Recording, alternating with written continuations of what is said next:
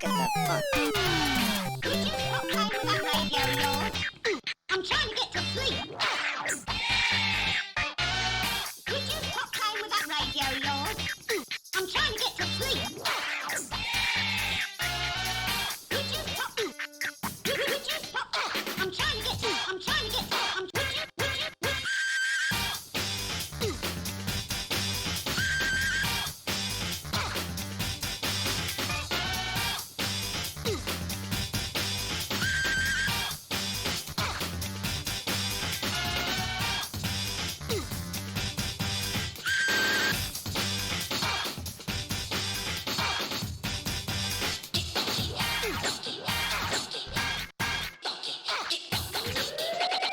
This is most disturbing.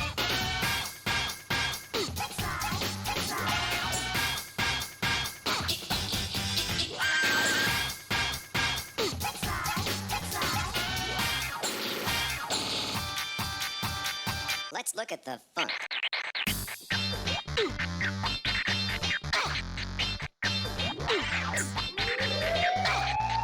Could you stop playing with that radio of yours? Could you stop playing with that radio of yours? I'm trying to get to sleep. I'm trying to get to sleep. Playing with that.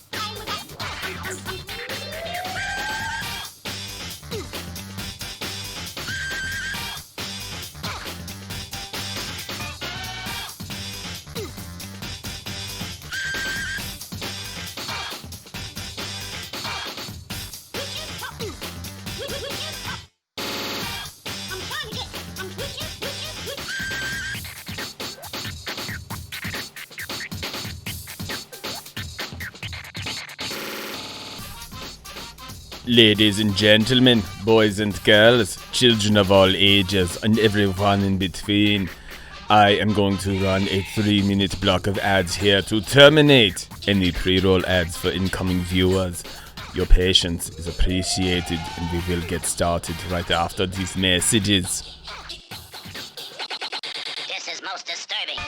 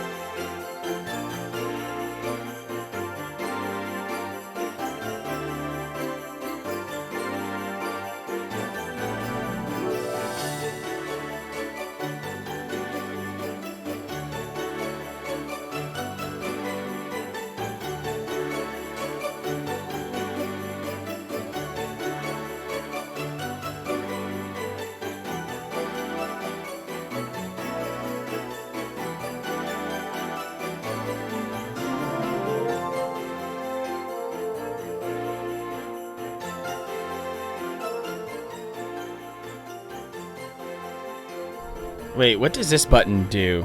What happens if I... Oh crap, I'm live? Wait, I'm streaming? What's a stream? What's Twitch? Where am I? It's bright in here. It's too bright. I can't see. I'm scared. What's happening? There's a chat room and there are names in it and these people are excited and happy. Oh my goodness, what's happening? I don't understand. Oh well, I guess I'd better press this button and make something happen. Hi everyone, good evening and welcome to the stream. I will be your host, Manic Socratic, joined by my dear sweet faithful moderator, Gravebook, and occasionally by my awesome bot, Manic Robotic. Hope everyone is doing well on this Tuesday evening. Hope everyone had a wonderful holiday weekend. I know I did, and it seems like you guys got all recharged. Girl Tricks came in hot, represented the household correctly by being first. Followed very quickly thereafter by Itty Bitty Ruby, Phoenix Zombie, Versace Lettuce, Robert Headley. Oh man, what a bunch. Burrito of Destiny as well. Contrix slipping in. Hi, Smexies. Oh my god, Phoenix Pearl with the sub. Oh my goodness. Half a year since we met, and I'm always so grateful for that. Thank you so much for all you do, not just for me. You're amazing. Thank you, Phoenix Pearl. Oh my goodness, it's like 3 or 4 in the morning for you right now, and you still renewed your sub. I can't possibly be grateful enough for that. Thank you, Phoenix, for everything you do. And if you happen to have some time and energy available during your daytime for us in the United States, definitely check out Phoenix Pearl. She's been on a bit of a reduced streaming schedule lately, typically streaming on Saturdays, but you will always feel right at home in her stream. She does all her best to make sure that you feel good. I missed your face too as well. I'm doing just great. And Robert Headley, feeling like they're trying to give away all the SNK games. Yeah, you're entirely correct when you said Neo Geo. If you have connected your Twitch account to your Amazon Prime account, there is an absolutely crazy amount of games from SNK available for free. Yeah, for absolutely no additional charge. You can enjoy stuff like Art of Fighting, King of the Fighters, King of the Monsters, Metal Slug. Bunch of SNK games are hiding around out there. I'm wondering if I can find the link. Oh my goodness. Hey, Dot One Guy, what's going on here? Always sowing chaos like you normally do. Oh my goodness. World Heroes Perfect. I'm gonna have to go find that link again. Yeah, Metal Slug. Metal Slug is indeed part of that collection of games. You have to, basically, and this is how I kind of discovered it. Because of this game giveaway, I did kind of discover that that Twitch and Amazon have their own Steam and Epic Game Store competitor app going on. And this is one heck of a good way to introduce that service by giving us a bunch of free games. Wow, Phoenix Zombie has a King of the Monsters Neo Geo cartridge from Japan. That is amazing. And yeah, I do believe World Heroes Perfect is in on that. I'll have to go check. Mama Panda, hello, can't stay, really tired, good night, have fun. Oh, Mama Panda, thank you for just stopping by and saying hello. I hope you're well. Certainly always appreciate that. I guess you can just go to gaming.amazon.com, and if you scroll down far enough, under the section Games with Prime, that's where you will start to find a slew of games that are available for free at the moment. Let's see, Last Blade 2, Sengoku, Shock Troopers, Baseball Stars. I already claimed Samurai Showdown 5, King of the Fighters 2002. Garu, Mark of the Wolves, King of the Monsters, King of the Fighters 2002, Samurai Showdown 2, Blazing Star, Art of Fighting 2, Fatal Fury Special, and King of the Fighters 2000, as well as the SNK 40th Anniversary Collection, which I can't even remember all that's in that, so I might as well Google it up real quick and try to remember what's in it, which has a ton of stuff. Oh my god, Akari Warriors, Gorilla POW, and a bunch of other, well, not so well-known ones, but certainly worth exploring. New rewards, and Phoenix already wants 3 pages of video game history. You're gonna make me walk all the way over there to the edge of my bedroom so I can grab that book. Oh my goodness. Mert Doty, what's happening? Introduced. It's been going on for a couple of years. Yeah, it's new to me. That's the thing. Contrix dancing in Chipotle right now. Don't care that you look weird. Can't help it. You always look weird. Now, if you will excuse me, Phoenix, you have nothing to apologize for. I'm going to pull out that book and let's have ourselves some story time. Do you have a page number that you would like for me to read from, Phoenix, or do you want me to just choose any 3 pages?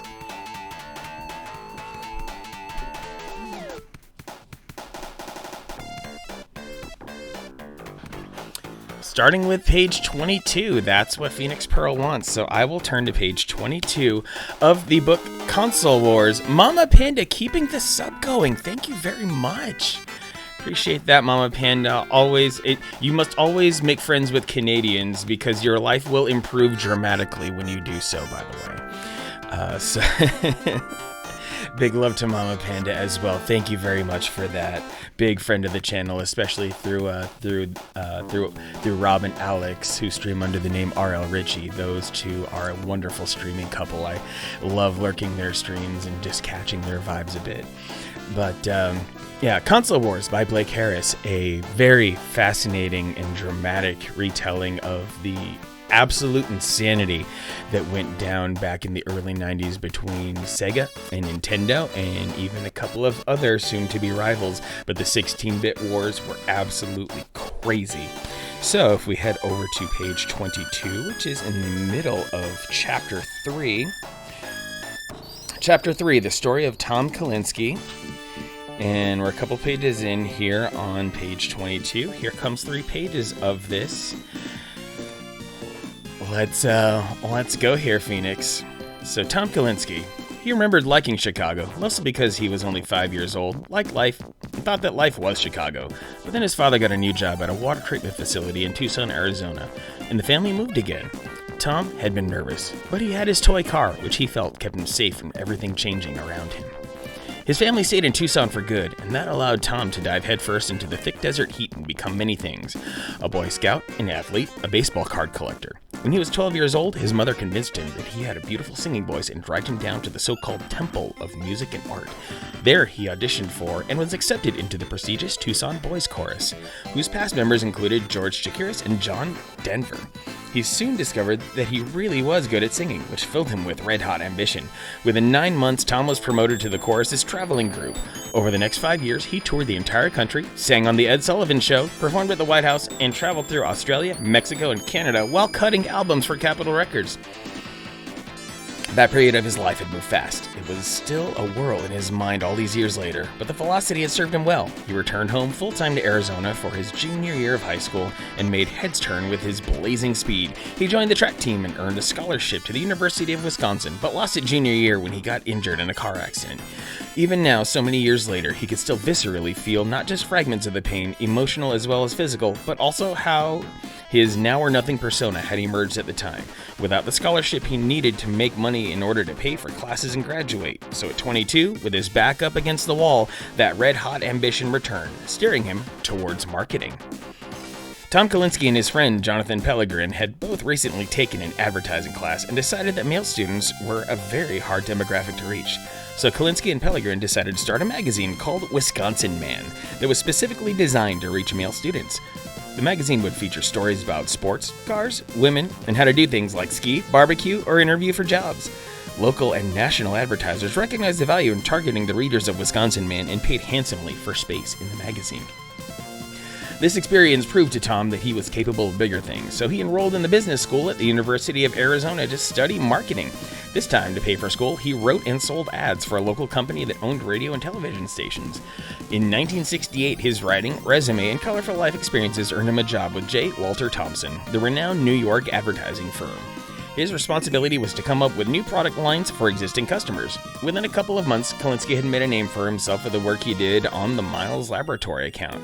Miles Laboratory was a health products company that had risen to prominence in the 1940s with their one-a-day multivitamins. In the 1960s, they wanted to expand their business to children and develop Chocs, the first chewable vitamin. Though parents liked the idea of providing supplemental nutrition to their children, kids avoided the vitamins because they seemed to be too much like medicine.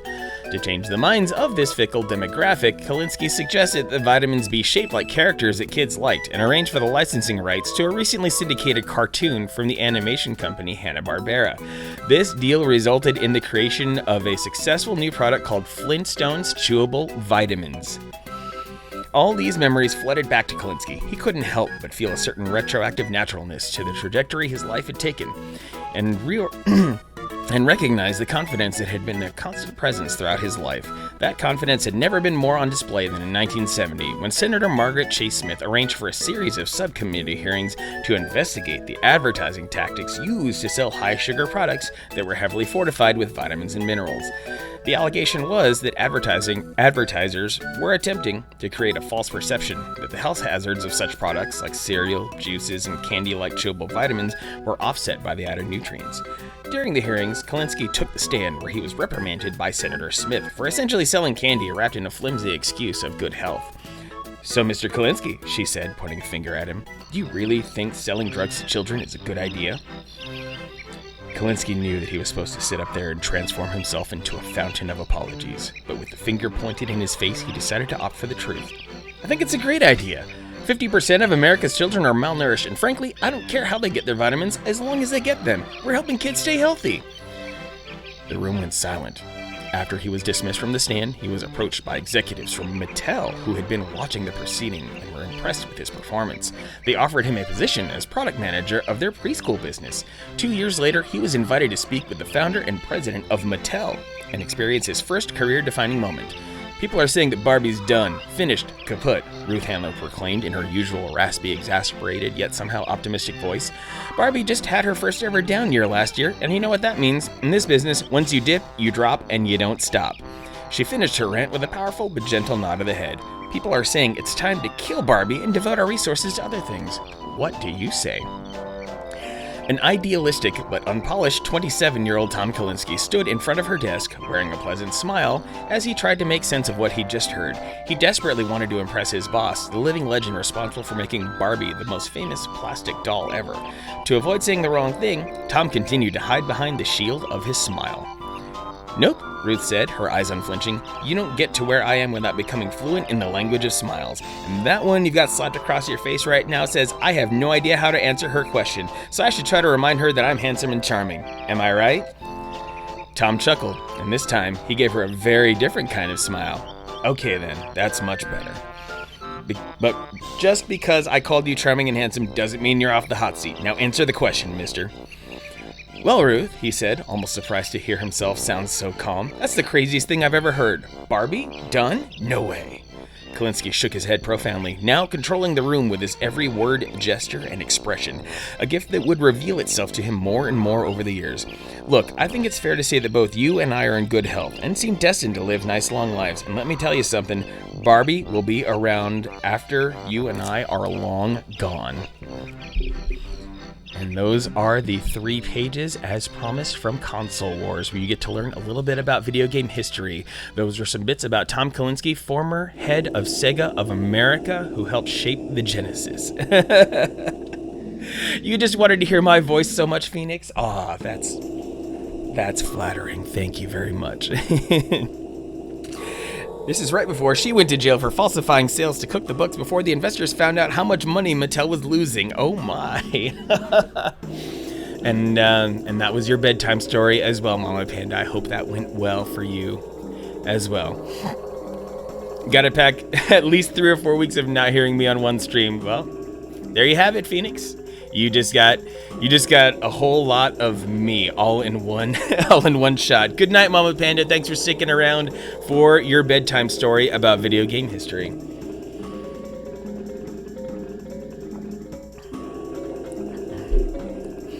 No, I got the Game & Watch early. What's going on, Maze Hayes? Oh man, gotta give some love to Maze Hayes. I was gonna make sure that I that I was going to shout you out in a little bit once I get some other things out of the way, but I have to make sure that I give you the proper introduction for what happens when someone drops you a follow. Welcome, Maze Hayes. Welcome to SubCon, where you get to live the dream. Maze Hayes is also one heck of a retro streamer. Please check him out. Give him a follow. Last time I checked into his stream when I had some time, he was playing this really awesome Kaizo hack of Super Mario World. Super tough. It was one of those hacks that wasn't super trolly. Yeah, there was some trolling, but it was really tough but fair. I already pre-ordered the UK version of the Game & Watch, so no matter what, I'm going to have it. Doesn't matter that the word color is going to be misspelled on the box. It doesn't matter that it's going to have the PEGI rating on the front. I am going to have a Game & Watch in my filthy mitts, damn it. Yeah, you can already pre-order it in Japan and Europe, and soon, once it passes FCC certification, we in the United States can pre-order our own version, and Phoenix Pearl hitting me with the host to give me more eyeballs, earballs, and any other balls that are available. Thank you, Phoenix Pearl. I appreciate that very much. Merc Doty, watch the Toys That Made Us on Netflix Barbie episode. Ruth was a piece of work. Clearly. I mean, it takes a talented character. It would probably take a talented character like Tom Kalinske to be able to wrangle someone like that. Faceballs, yes. That'll be the competing social media network, Faceballs, or Spaceballs' sequel? Not sure. Yeah, Robert Headley. I mean, it sounds like a good series too. I would watch that as well. So, for those of you who were catching my Twitter and were in my Discord earlier, I have some special announcements regarding the charity stream coming up on Saturday, as I have done my best to remind you, including a special channel in my Discord specifically for charity streams. It starts at 12 p.m. Pacific, so even you, Phoenix Pearl, will be able to tune in during your normal waking hours for a little bit, even though I'm probably starting at like 9 p.m. for you, but you stay up late, it's okay. Oh, Maze, you ordered the shoes. Awesome. Those Super Mario Galaxy shoes from Puma look amazing. In any case, so two things with the charity stream.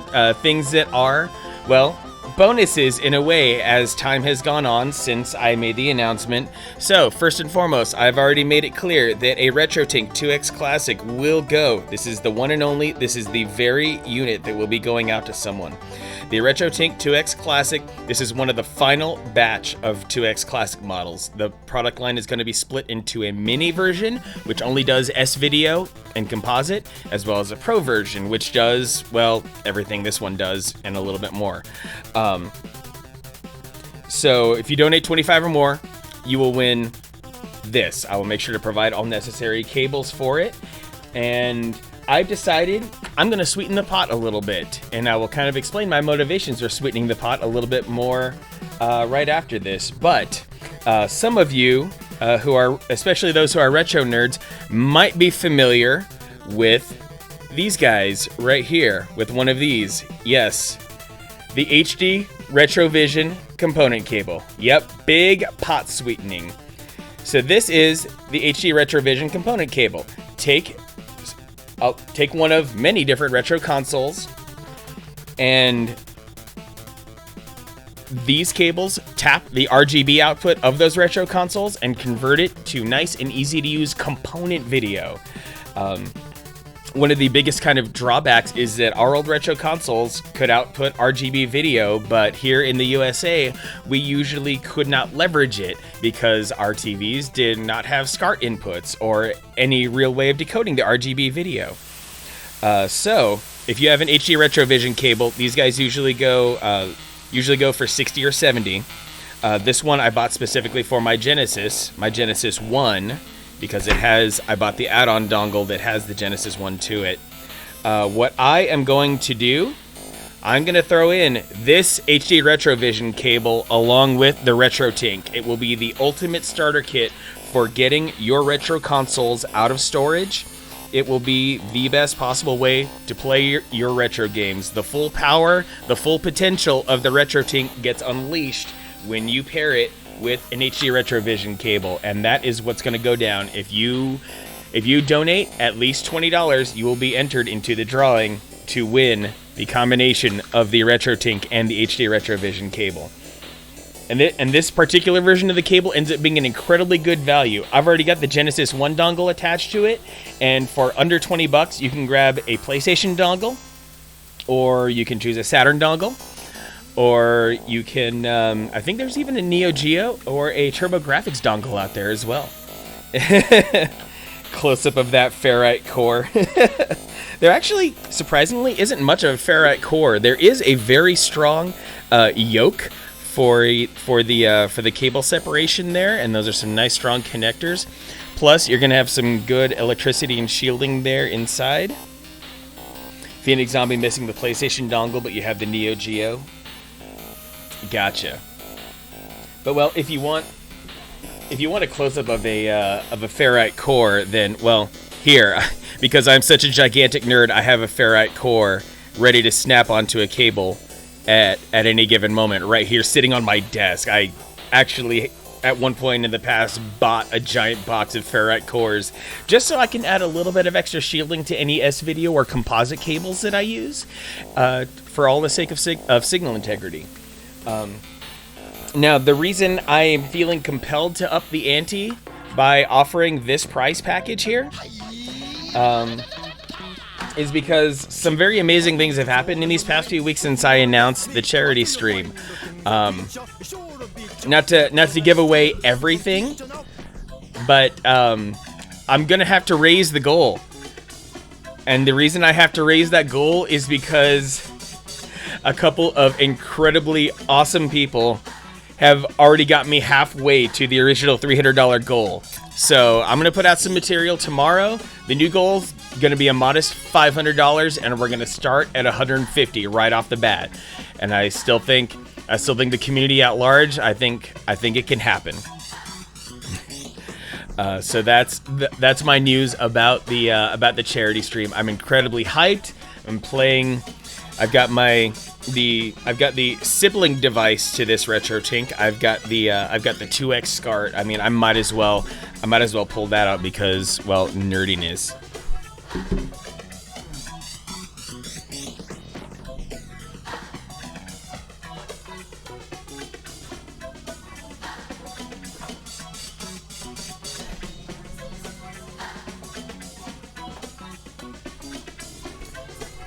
So, if you're not the kind to have obtained HD Retrovision component cables, or if you're not using S-Video, if you're using composite and other things like that, then there is an alternative out there from RetroTink that you may find captivating. When I run my charity stream on Saturday, it will be through the RetroTink 2X SCART. With a SCART cable running out of my Super Nintendo being converted to HDMI 480p. I use an Elgato HD60S. I don't do anything terribly fancy, but yeah, with the I don't need too much of a capture card as long as we're starting at 480p and with RGB it looks incredibly well. Zentimental, what's going on? It's been a while. Nice stormy evening we're having. Really windy out there. The one time we did hang out and got together to watch Sonic the Hedgehog, it was storming like crazy as well. This past March was really rainy around here in the Phoenix area. But if you're one of those weirdos like me who decided to go RGB SCART, then you can take your SCART cables right in there. I've got a SCART switch hiding over on the other side of my room for my Super Nintendo, Saturn, and modded Nintendo 64, and the RGB goes in and the beautiful video goes out. HD60S is pretty solid. Use it when I'm too lazy to reach behind my computer to get to your 4K 60 Pro. You should probably hook up like a SCART switcher as like a breakout box from your 4K 60 and just have that available so you can just always have the power of your 4K 60. That's some great gear you have, Phoenix Zombie. You've used 3 and you've had issues, Maze Haze? Well, I mean, so far so good. I must always thank the great and awesome Itty Bitty Ruby, who basically rescued my stream once upon a time by buying the capture card that I currently use. Use the S for HDMI alternatives and modern consoles though, and love it. Yeah, in all honesty, I was running an old AverMedia HDMI capture card, which was working perfectly fine and well, very robust. But the Windows 2004 update torched the audio from it, which made me really, really sad. Like, I can take that same box and it works perfectly on my MacBook. I'm freaking frustrated that a Windows update would cripple the audio from an HDMI capture box of all things. But yeah, the Elgato HD60S that runs my streams right now, super solid. Leave it plugged in. It's got a little bit of a delay being picked up by OBS, but otherwise I'm quite happy with it. So before moving on to the games, got to make sure that I account for all the delightful people who have walked through the door and entered SubCon to live the dream. And these alerts are on a weird delay sometimes. So I just got to click this button and wait. Don't know why there's a delay, but eventually something will appear. I hope, I pray. Because sometimes I don't want to like double click something and make it weird. What if I hit this? Okay, I'll do that. Bacon Genie, thank you for the follow. Appreciate that very much. Alley Cat, what's going on? I'm a beautiful bastard. What's going on, Alley Cat? Good to see you. Just welcoming in all the new followers here. Bacon Genie, of course, and then Mike983. Let's live the dream in SubCon together. Thank you for the follow very much. I click button, I break stream. I mean, seriously, that's how it felt at the beginning. I'd been away from stream for like 10 days. I don't know what I'm doing anymore. And then after Mike9, Puzzo molto. Thank you very much for the follow. Let's live the dream in SubCon together. Thank you very much for finding me in here. After him, someone on Twitter who I've gotten to know, Ayame Combo 2112. Thank you for that follow. Let's live the dream in SubCon together. Thank you. And that should do it. Maze Hayes was part of that list, but he decided to pop in and say hello. So thank you again, Maze Hayes, for coming in and saying hi. And we've got some hugging and loving between Alley Cat and Phoenix. Love to see it. And Mama Panda leaves, and then another Canadian comes right back in. AZ79, hello.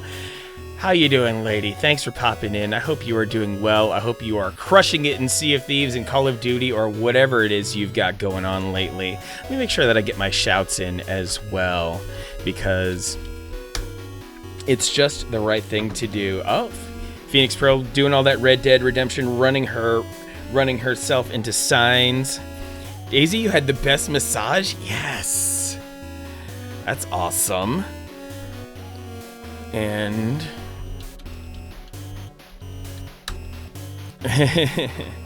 and yep, Call of Duty for Daisy. And okay, Ninja Gaiden Trilogy, I saw that report earlier today, but I didn't know that it actually dropped today. I thought it was an announcement to come out later. So that's amazing that the Ninja Gaiden 3D Trilogy is out for Switch. I think I'm going to pick that up very, very soon. Alley Cat speedrunning Super Mario 2. Yes! Oh, Super Mario Brothers 2 is so good. Yeah, if you're doing speedruns, you know exactly where those 2 warp pipes are to get you all the way to the end. That's so good. And, of course...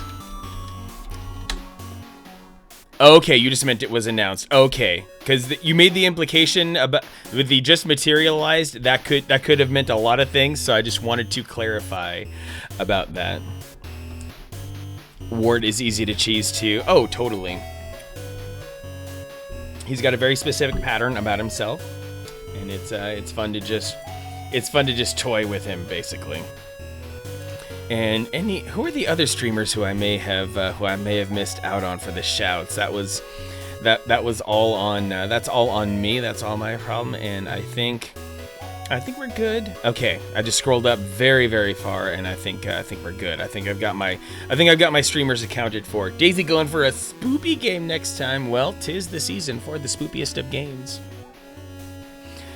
Choose Peach and drop behind him. Damn. Oh, bad rap sample. Wappy in the house. Oh my goodness, Rapsito. Oh, it is a party in here. And this is just the just chatting part of the thing. I haven't even fired up the game. I know you all will run away when it finally comes to me actually firing up the game. I mean, Okami's just sitting there waiting to be played. The goddess Amaterasu, she wants to save the world. Eventually, Nippon is in trouble by evil forces and all that. So maybe we should rescue the place or something like that.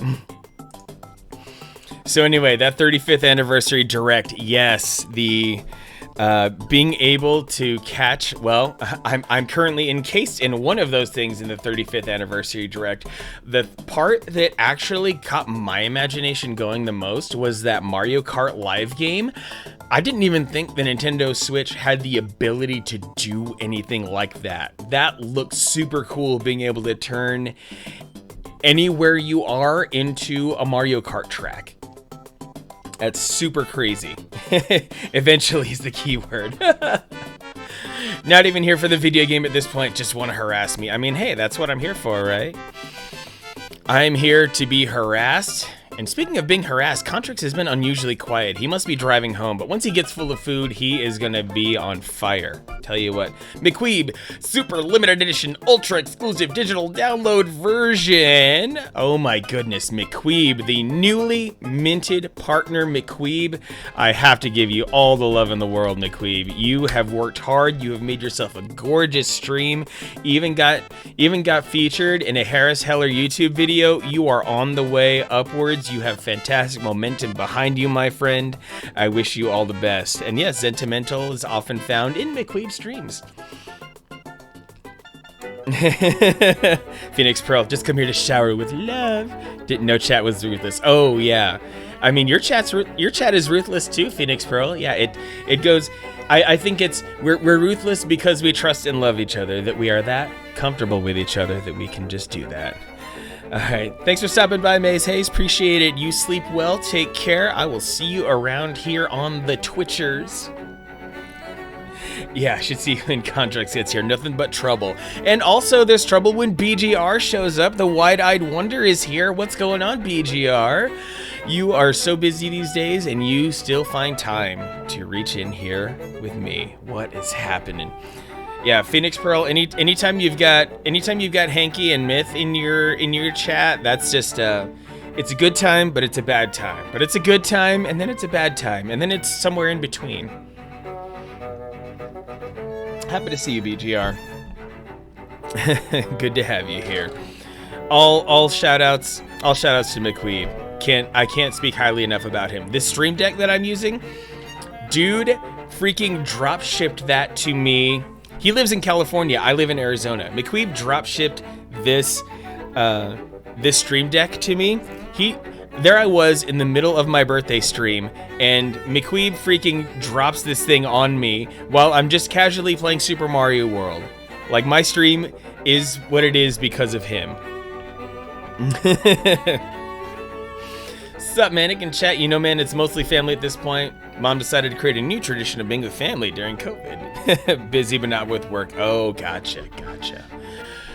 I do think it's still very essential to, like, I've been gone for a while. It's good to just shoot the shit. So many amazing game announcements over the past week. I don't even know if I can remember or recount them all. We finally got prices for the Xbox Series S and the Series X, $299 and $499 respectively in US dollars. No telling how it'll go elsewhere.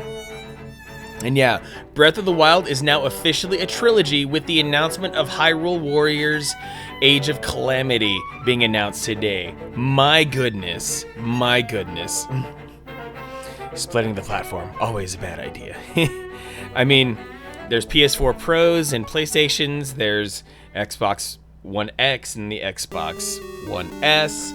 The games will still run it's not like you're not going to be able to play a game. You're just going to have differences in console performance that if you're one of those people who's obsessed with 4K or something like that, then yeah, throw the extra money at the Series X. But I'm going to keep playing my Nintendo Switch, and I'm going to be incredibly happy about it.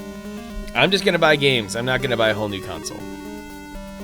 That's just how I am about it. If nothing else, because, well, I'm still a retro gamer, so that's where a lot of my video game budgeting is gonna go. But I'm still gonna pick up some things that are that are current. Like if I head back here on my Switch to go look at everything. Yes, I still have some newer stuff, Bloodstained, Astral Chain. I mean, you can kind of see for yourself. I still do somewhat keep up with new things, but only through the Switch. And even though, yeah, there's a ton of retro in there too, but such is life, and such is my weird gaming habits. Oh man! All right. Well, I actually think it is time to finally load things up. Actually, let me get Okami back, and we should actually start playing that.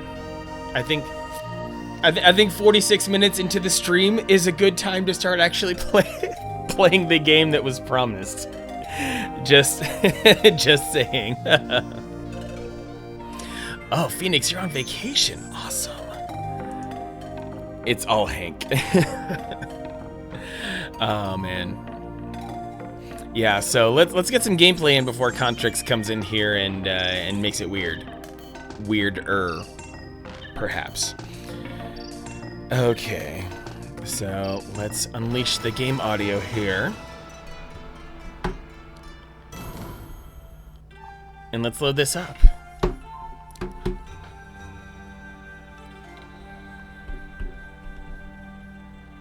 Burrito Destiny.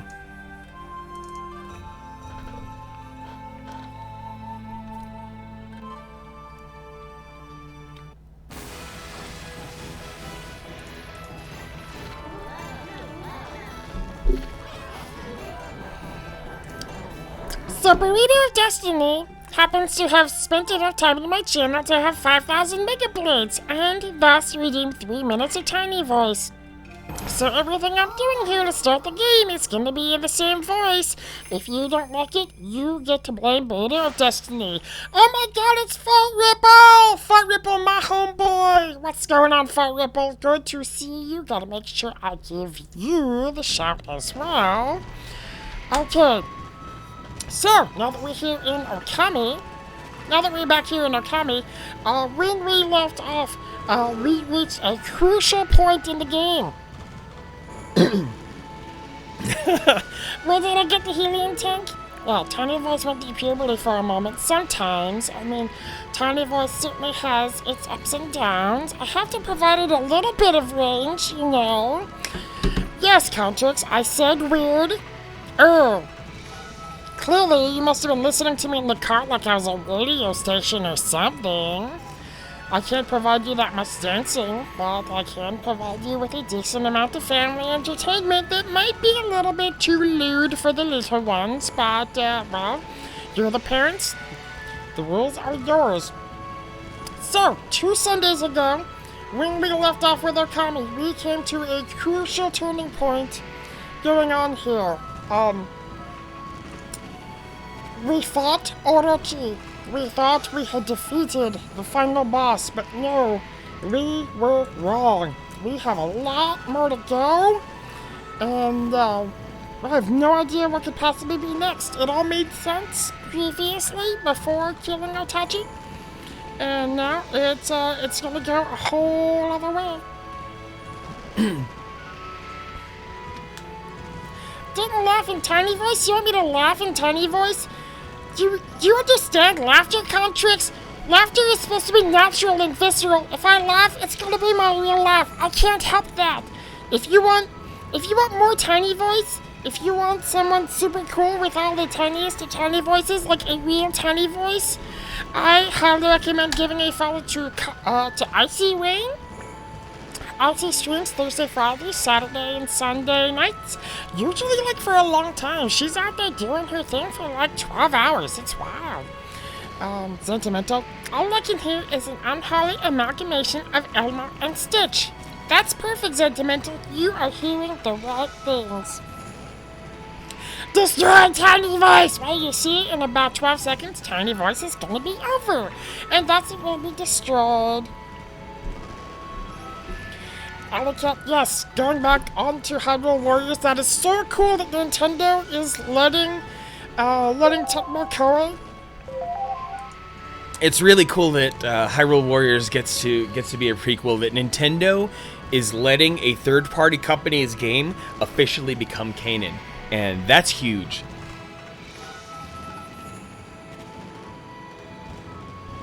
Tiny Voice sometimes goes into Uwu Voice. I mean, they have a little bit of overlap. Tiny can be Uwu and things like that.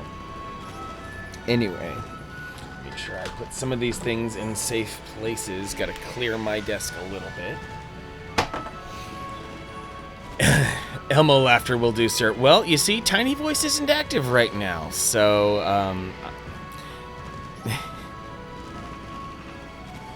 I don't know how to make any sort of distinction between Uwu and Tiny Voice. I'm only working within my own capabilities here. Yeah, that Hyrule Warriors announcement was freaking amazing, and I can't shower with enough love here. It's freaking cool. So I'm just checking here real quick to make sure. That I'm looking in the right place. Orochi, and then there's that, and there's that.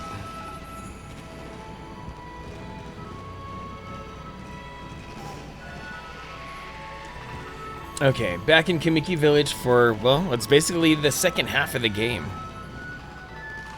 Yeah, but can you play as Tingle? I believe in the original Hyrule Warriors, you could play as Tingle. Correct me if I'm wrong, I didn't get all the DLC for it. You'd probably have to get the Definitive Edition Hyrule Warriors for Switch. I only had a couple of the DLC pieces when I played Hyrule Warriors on my Wii U.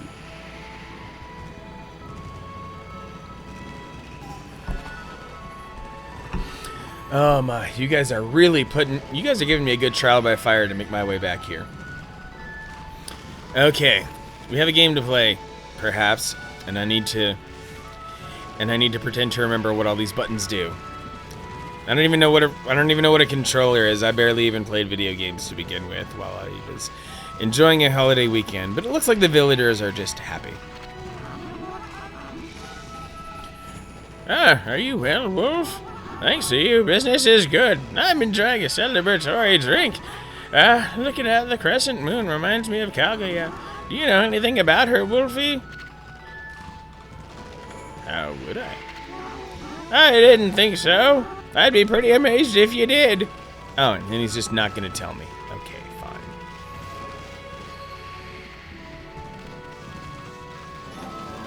Yuga 2 with the host! What's going on, Yuga 2?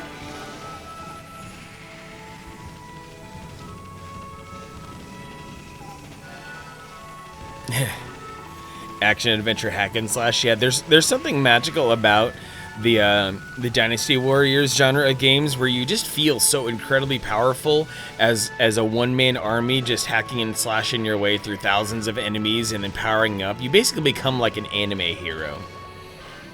You know, another night at work. Hey, you get to putting in them long, hard hours so we can have those long, awesome weekends. Hey there.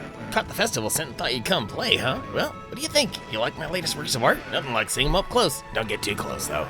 Get ready to be amazed. Here I go. The brightest constellation of the sky, the fabled Duo Spectacular.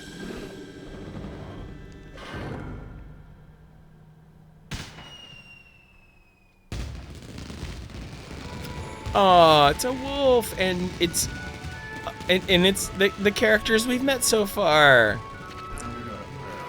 God, there you are. Impressive, huh? That was impressive. Ooh, she's wearing even less clothes than last time. Great Mother Okami Amaterasu, I am filled with unbridled joy at your safe return. It would appear the final chapter of Orochi has been written. The entire village is in your debt. Please accept our thanks. That said, what a splendid evening. Even I'm feeling a bit intoxicated by the festival spirit. BGR's got a crush. Promise still here, just in your own world because of the pain. Hey, Girl Tricks, I hope you get better soon. I'm sorry to hear that you've got so much pain going on. I know you mentioned that really early at the beginning of the stream, and I forgot to mention it, but definitely do all you can to take care of yourself, and I know Contrix is doing as much as he can to shoulder the load of making sure that that you are able to be as comfortable as possible. BGR, you're only human. Yep, regrettably, all we can be is human. Being human comes with certain limitations, like being unable to control yourself when a mega hottie is right there in front of you. Duke 3D kick? Yeah, you've been talking about it quite a bit, Yuga2, and talking about some of the weird performance issues it has on Switch, but Duke is, like, for all of its, you know, crassness and cartooniness, Duke is a really, really solid game. Says the totally not an alien. I'm not an alien, you guys. Who told you I was an alien? There's no such thing as aliens. I've never heard of aliens before in my life. I learned it by watching you, Dad. I learned it by watching you.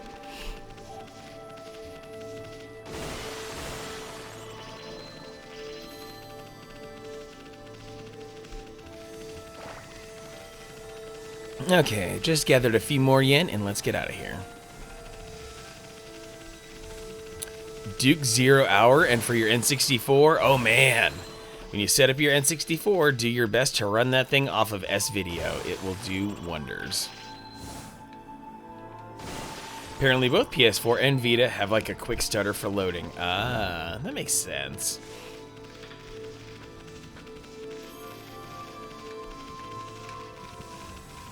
Okay, let me get out of the spirit world here.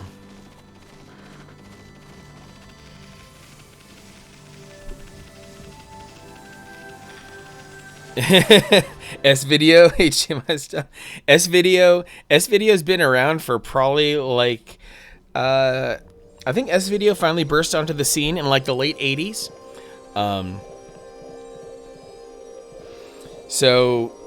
But yeah, if you've got a modern HD TV, you're going to be forced into using composite, which, well, good luck. Oh, I already pre-ordered, Alley Cat, I already pre-ordered my Super Mario 3D All-Stars. That got locked in day one of that announcement. That much game content for $60, worth it. Even if they did half-ass the Mario 64 remaster.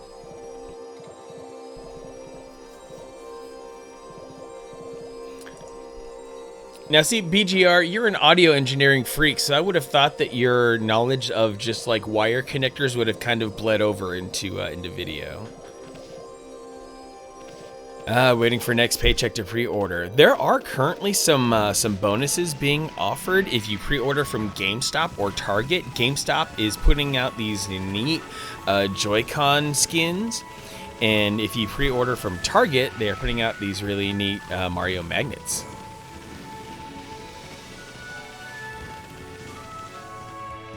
Yuga2 bought cable for your original Xbox, then first component cable was for Wii. Yeah, I think if you're rocking a Wii, you should just do component video.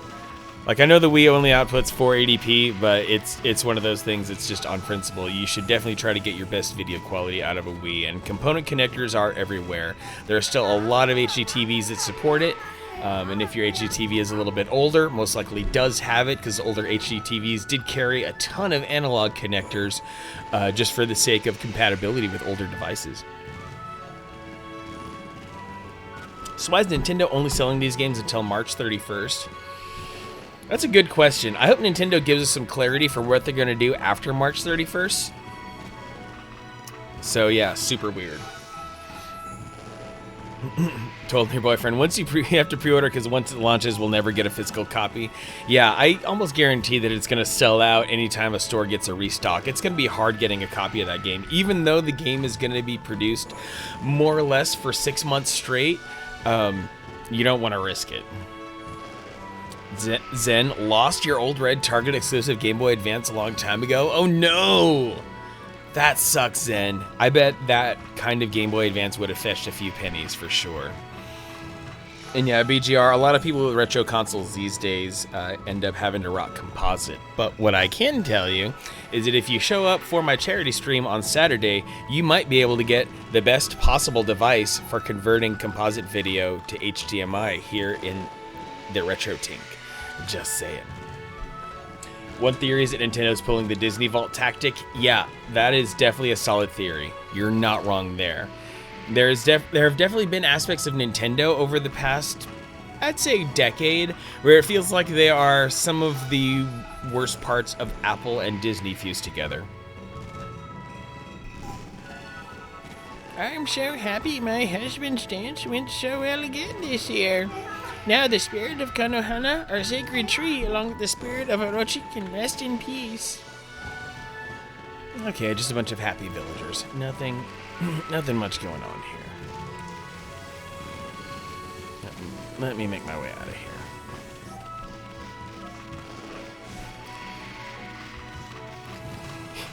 Yeah, Nintendo will find a way to sell the original Mario Brothers for $59 in 2077. You're not wrong.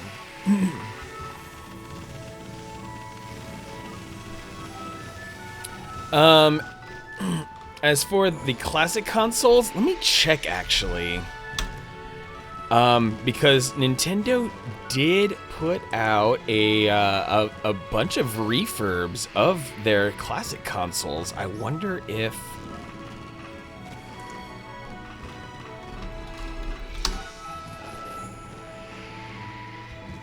let me see what's possible here.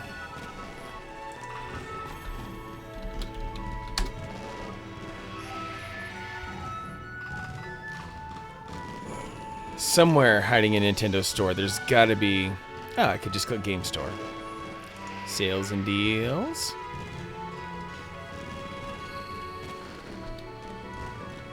There's gotta be something, somewhere. How about... I'll probably be able to get a direct link this way. Is it still in... Oh my god, yes! NES Classic refurbished, $49.99, direct from Nintendo. Right there. Right there.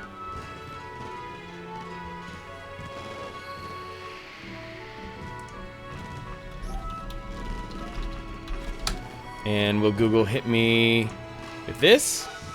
Nope. Looks like the refurbished SNES Classics are not there, but you can still get your filthy mitts on an NES Classic. And what you could probably do, hack your NES Classic, and with the hacks that are available, add Super Nintendo games to it, and plug in the appropriate controller, of which there are many third-party versions available, and have it all in one box.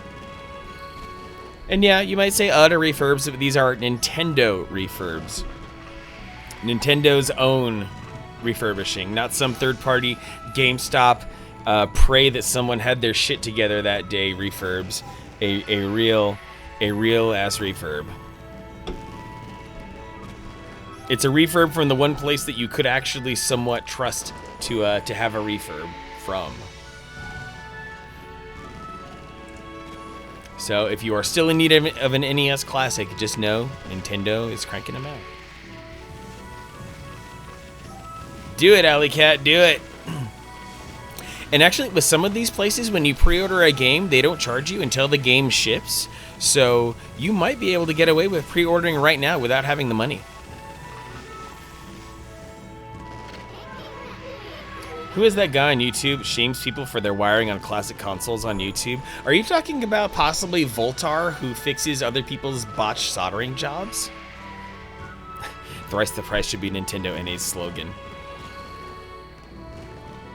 Yeah, Voltar is incredibly weird, but for all the grievances that a person could have against Voltar, he indeed knows his shit. And he puts his knowledge on display so that you cannot dispute that he knows his shit. So, if he goes off on a rant, well, sometimes you just gotta let him, because Voltar he will. I'll even drop a link there. I know I'm distracting from the game. All they have is delivery, not doing store. Phoenix, you're the bestest. What are you talking about? You're the bestest, showing up on stream with a big smile and your bright lipstick, making everyone feel at home. Okay. But yeah, that NES Classic Reefer, $59.99, no inflated prices. I'm sorry, $49.99, which I think is $10 off the original. So, totally good. Where do you think you're going? It's party time, Furball. I mean, the Kamiki Festival's only once a year. Let's cut loose. I think I cut loose enough. I don't need to party anymore. I think I need to get the hell out of here. Who do I need to talk to? Who else demands my attention?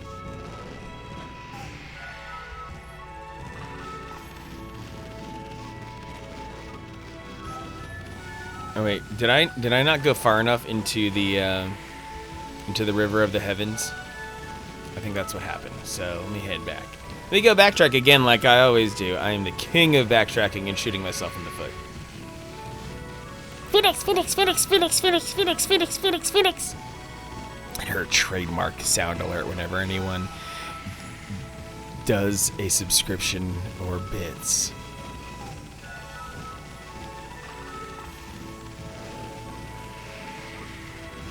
I would certainly hope that they're eventually gonna add Super Mario Galaxy 2 to the Switch. I feel like there may have been just enough gamer outcry. Oh my goodness! We've got Chinese Hulk with the raid. What is going on? Oh my goodness! I forgot. I somehow turned off the alert. We have a Chinese Hulk raid. Oh my goodness! Chinese Hulk brought the party over here, and with Phoenix Pearl kind of being the warning that something like that was going on. Chulky in the house. Chulky, the chunk. Oh my goodness. Oh my goodness. I don't know what I did to deserve this. McQueeb redeeming change hats, and the hat choice goes to Chinese Hulk. I don't think Chinese Hulk knows what hats I have, but I'll certainly change hats nonetheless.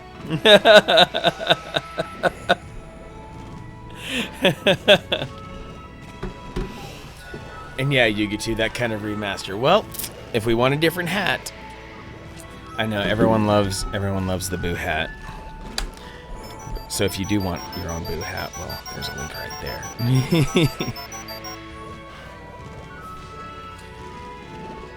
there. Okay, let's see what hat comes up.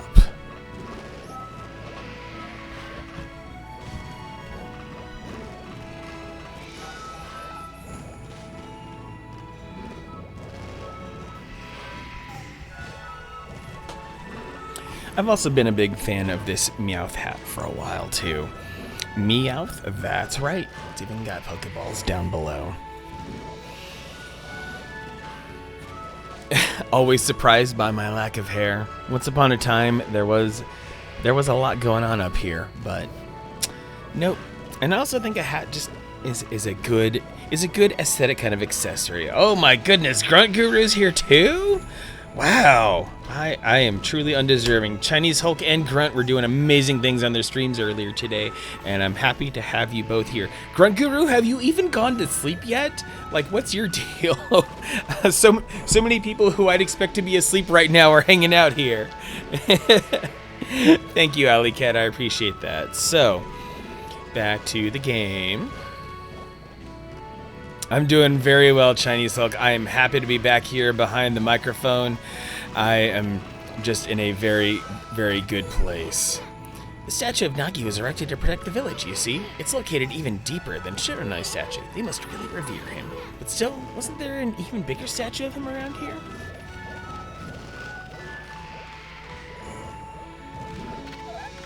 Wow, look, sis, the fireworks are awesome. Yeah, well, we're so lucky to see a display like this on our travels. Did I make a wrong turn or something? Shouldn't I be able to go back to the spirit world? Something's wrong. Grunt Guru, sleeping right now. I believe you, Grunt Guru. You are completely asleep. You are unconscious. Gravebook! My dear, sweet, faithful moderator, Gravebook. Good to see you, friend. I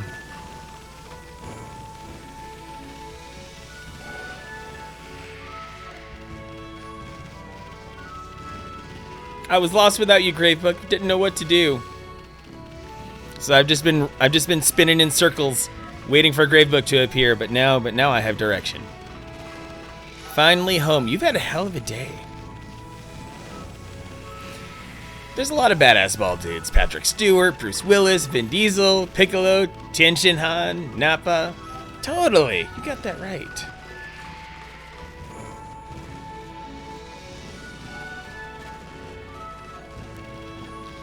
Feeling blessed by all the amazing people who've rolled into chat tonight. You guys really making me feel like I keep making good decisions. Something about my streams keeps getting better and better and better as time goes on, and I have all of you to thank for that.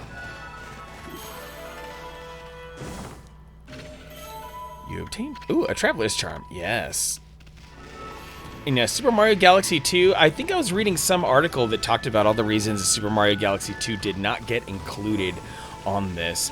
And did Super Mario Galaxy 2 possibly have something to do with... oh, she's back. What a joyous evening. I find myself simply intoxicated by the spirit of it all. Oh, okay, I can head back into the spirit world now. Great.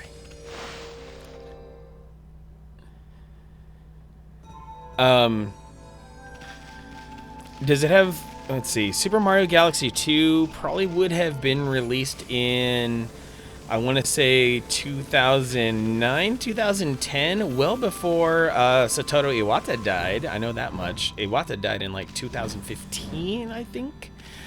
So maybe Super Mario Galaxy 2 had a bunch of just contentious things happen during the development.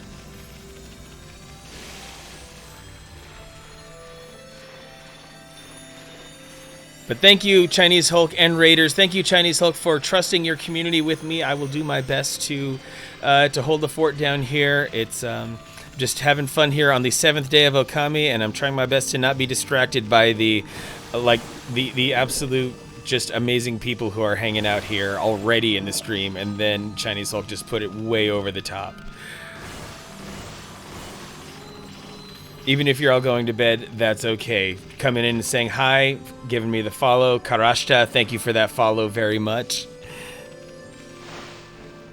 PKN Zeta, what's going on, girl? Good to see you. Oh my goodness.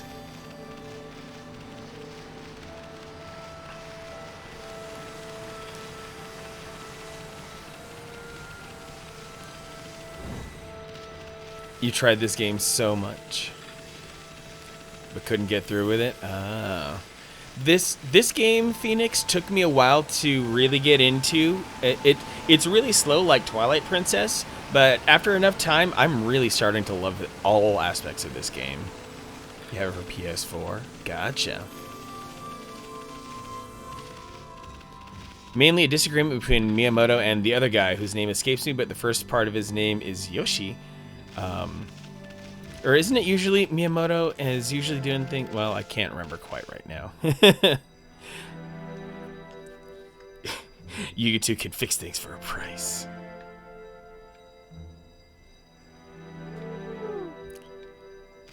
Oh, the cradle mission.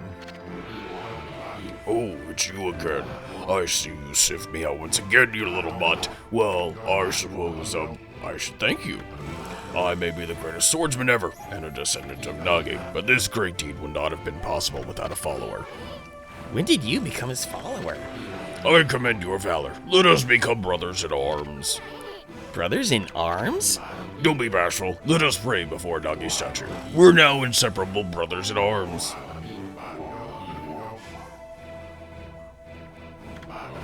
Susanoo and his trusty dog brother. Ha ha ha ha. Hey, Pops, this here's a wolf, not a dog, and this one has a name, too. It's Amaterasu. Oh, you take good care of my brother, little bug. My good mutt here may have a pretty strange face, but still, you mustn't forget you're dealing with a highly revered deity. Ha ha ha ha ha. What did you just say? Oh, my. Yugatu, I don't know what you're getting at, Yugatu. I'm not gonna stop you, but I'm also a little afraid of what you seem to be plotting there. Yugatu is very well skilled with the katana after having played a ton of Ghost of Tsushima recently. Oh yeah, Mr. Aonuma from Nintendo. Oh god, what's his other name? I didn't think that Aonuma and Miyamoto had any sort of friction or anything like that. And pecans that finished working out and negating your workout with some Mexican food. Viva la raza, cabrona. I'm just checking out other stuff. I'm gonna keep talking to people. Gonna talk to the lady though. Oh, it's you, Snowy. And Isun, too. How brave you both were. Everyone here in the village is so grateful to you. We really can't thank you enough for bringing us peace at last. Oh, come on, sweetie. Everyone plays their part in dangerous times like these. There's no need for us to go around thanking each other. Very well, Isun. Thank you. Now tell me, Snowy, are you really just an ordinary wolf? The broken mill is suddenly fixed, spring water flying into the barrel. So many strange things have been happening since you came along. And you certainly know how to put up a good fight, too. Fight? What fight? Oh, you must mean the brawl with Orochi? Maybe you're a kind of god, here to keep the peace for us all. But I know you wouldn't want people to make a fuss, so I've been careful to not tell anyone too much about you. You can relax here in our village whenever you want, Snowy. Oh, now they both have green arrows over their heads. No need to worry. I'm protecting the peace here in Kamiki Village. Behold, Tohenboku. I now rechristen it Susano Blossom. Or the Susan Blossom, according to Alley Cat. With the Spirit Blade, I shall rend evil wherever it may be. Bet you wish you had one of these instead of that divine instrument. So you were able to see Emmy's true form from the beginning? Huh? You again? Bah, you can't do anything without me. Listen up, you two. In the middle of something important with Kushi. You get my drift. Now scram. Oh, have you seen enough of the festival already? Oh, have you seen enough of the festival already? Boy, Emmy, you just don't get it, do you? I think they want to be alone. Nudge, nudge, wink, wink.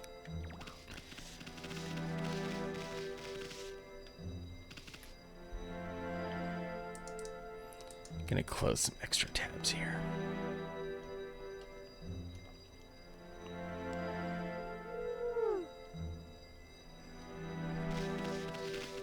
Not to be a broken record, sacrifice the points I'm saving for another bonus stream showcase to help with my distraction. Well, you're going to have to be queued up, Yugatu, because I currently have a bonus stream scheduled already for Saturday the 19th, so your bonus stream wouldn't appear until Saturday the 26th. But being that it is September, I'm not opposed to more streams, you know, just for more exposure, to say the least. Yeah, AJ Aonuma. I didn't think AJ Aonuma and Shigeru Miyamoto would have had any friction, but I guess that that happens, and that entire game can be something that Nintendo just kind of wants to leave forgotten. And I always found Super Mario Galaxy 2 to be weird because it ended up feeling more like an expansion pack upon Super Mario Galaxy, like it was DLC.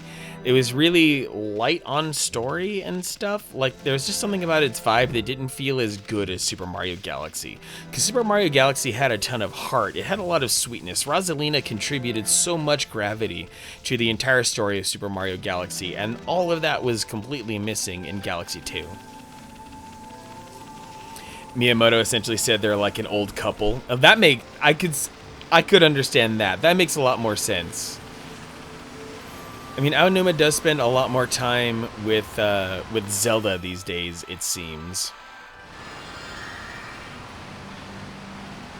Dang it, Zen. Zen, you, that was an unintentional pun. It's not so much they fought, and Miyamoto doesn't hate the game. In fact, he loved the game. Early day work. Hey, Merc Doty, thanks for hanging out today. I appreciate you very much. Thanks for providing some extra layers of nerdiness. They just had different directions that they wanted to go. That makes sense. I mean, at a certain point, it's just basically whatever makes Shigeru happy.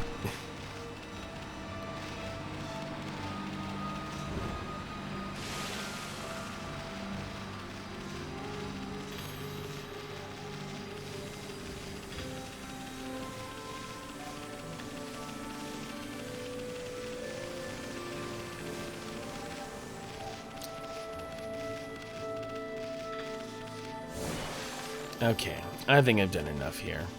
Can I leave the village now? It would be really neat if I could leave the village. That'd be super sweet. Wow, how dope is that? Being able to take your girl to the freaking astral realm to bang? Like, Susanoo's really got some mojo there, being able to swing a private spot here in a sacred place.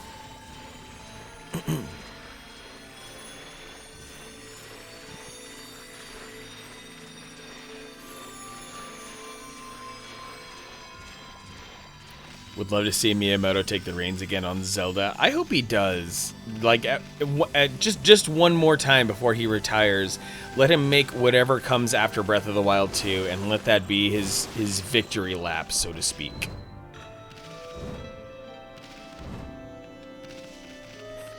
That dude got more game than half your friends. Seriously, I mean, Susanoo gets to claim godhood, basically. So if that ain't the quickest way to pick up ladies, I don't know what is.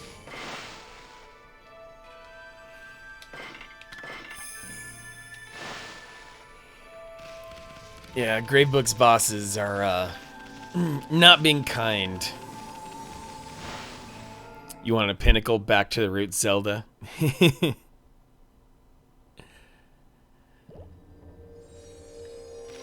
Yeah, a straight up something, maybe something that feels like a good hybrid between the first Zelda and Zelda 2. I could get down on that.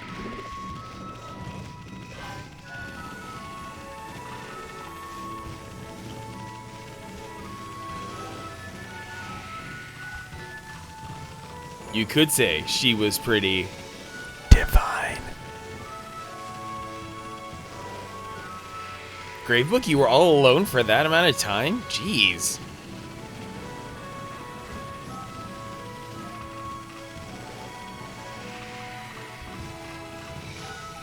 Contrix, you're not with Fries anymore? Hold it right there. Does the word festival ring a bell? Come on, it's party time. Huh? You have ants in your pants? Oh, you don't have pants. Anyway, why do you keep trying to leave? It's party time. Fine, whatever. The festival's only once a year, but if you want to leave, then just leave. Why are you always in such a hurry? You do realize you haven't got all your brush skills back, don't you? So far, you found 9. Let's see, there's Rejuvenation, Power Slash, and Sunrise. Then there's a 3-part technique, the Gods of Flora, you know? Bloom, Water, Lily, and Vine, which only count as 1. And finally, there's Cherry Bomb, Water Spout, Crescent, Galestorm, and Inferno. Wonder where the other 4 brush gods are hiding. Oh my, 4 brush gods, huh? Quite is so good, they were in heaven before it even started. Indeed, Zen, indeed.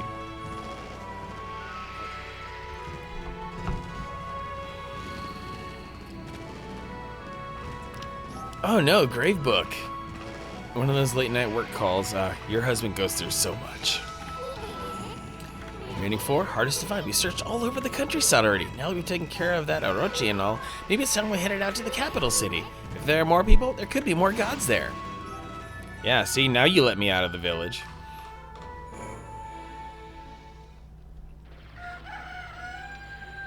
Ooh.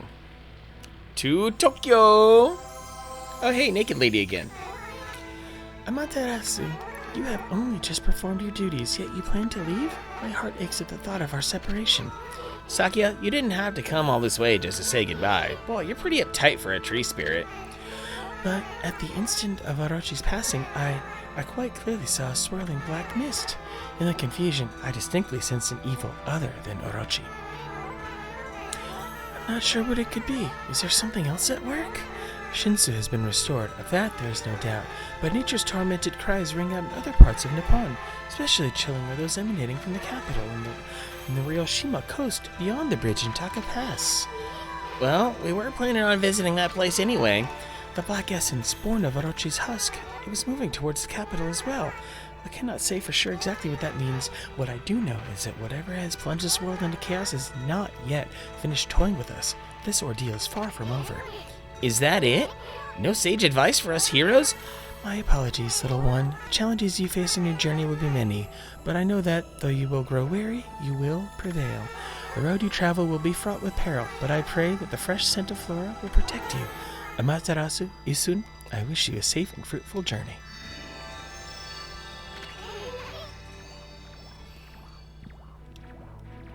Past the kidney stone, absence wasn't covered? Oh, that's brutal. That's terrible.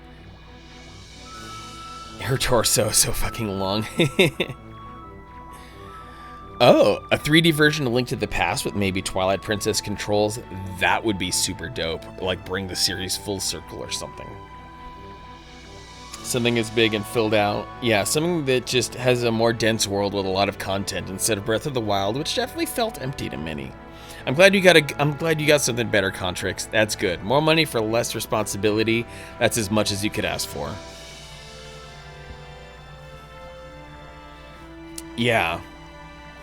Having a legitimate health crisis and then getting fired for it, massive bullshit. She's gone. A safe and fruitful journey? After what she said? Give me a break. But I always knew getting all the brush techniques wouldn't be easy. On to the capital. First stop, the city checkpoint at Taka Pass. Conveniently marked on my map. All the way to eastern Nippon. Quite a journey.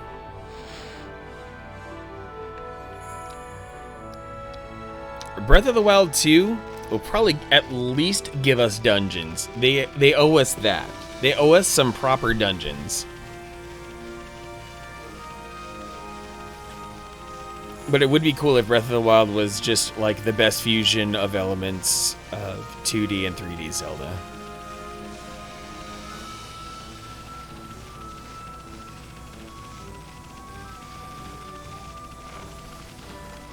Move, horsies, move. Wait a second, I don't think I've been to the top of that mountain yet, and I'm not going to deal with racing that guy.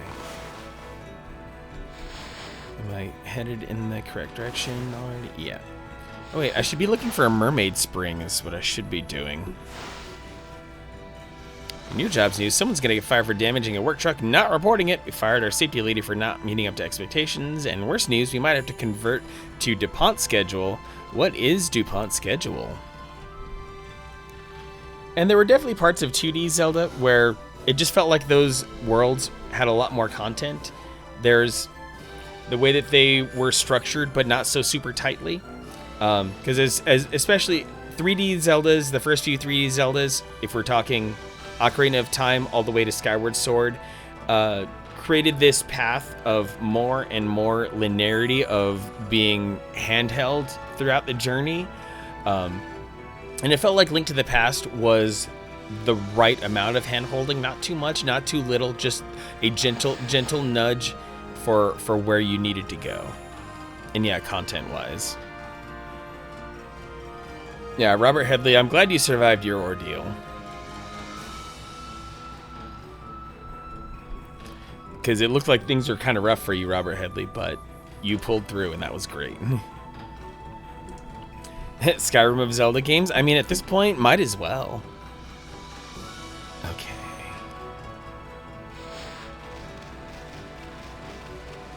Wait a second.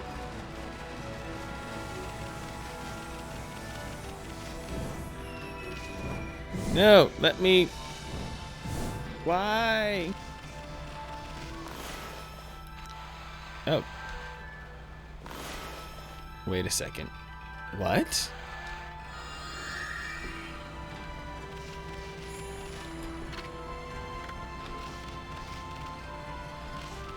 Like, clearly that looks like a path I should be able to be on.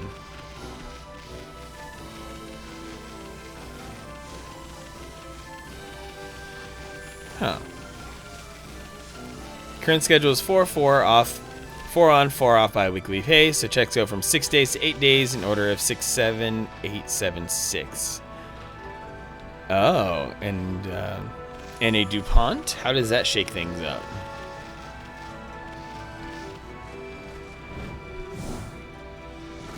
But clearly, I'm not meant to go up there, even though there's clearly content over there.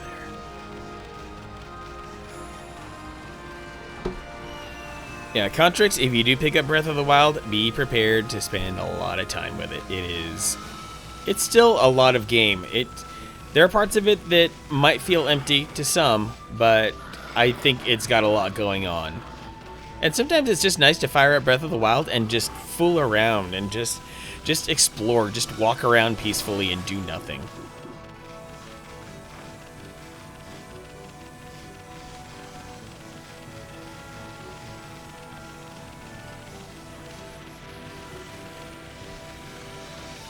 Alright, I'll eventually figure out my way up there, Alley Cat. Wait a second. I know that's the same. But like, why fence that off? That's so weird. Is there anything else in this cavern I may have missed?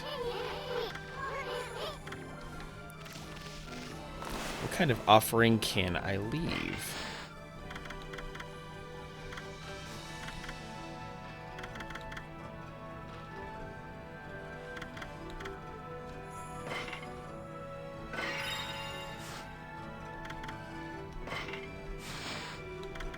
Oh. Oh.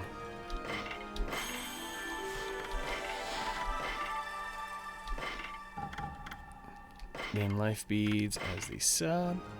And oh.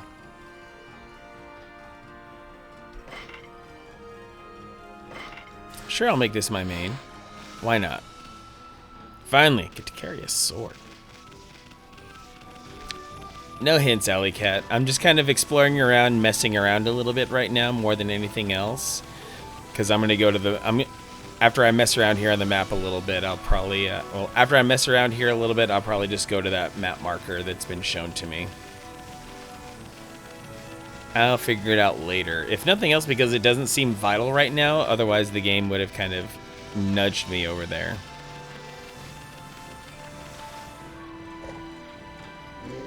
Oh. Famijack, what's going on, dude? Good to see you. What's happening, Famijack? How is the YouTubing going on? It's a big old kill for firing pottery. Guess somebody works here. I bet they could make some sweet, sweet pottery in a kill like this. What is this primitive form of communication called email?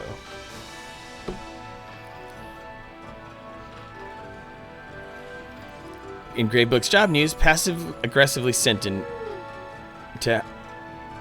email to your personal address on how to dress professionally, even though you dress more professional than your coworkers. Oh dear, you're gonna have to flex on them.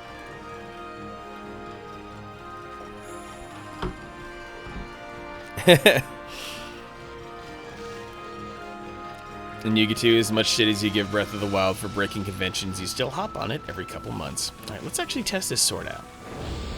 Oh, Famijack waking up. Brutal. Oh, whoa. This sword is doing work. Oh my goodness. Oh, this is amazing. Oh my gosh, I feel so powerful now. Like way more powerful. More powerful than I deserve to be.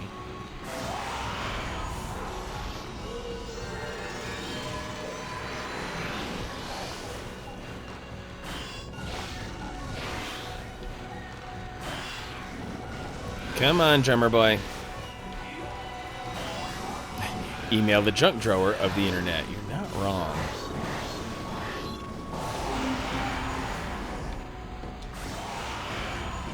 Slice. Back in the olden days, people had to send dick pics via telegraph. Stop. Yeah, imagine how much it would have cost to cobble together the ASCII art to draw a dick on the telegram letters. Because I think you had to pay by line on that. It's a rough life for Famijack, but I'm glad you chose to wake up with me. The brush gameplay you get to, I found it weird to begin with, but it's usually like, it's truly no big deal to just smash the R1 button and go to town on it. The Hey, you are colorless.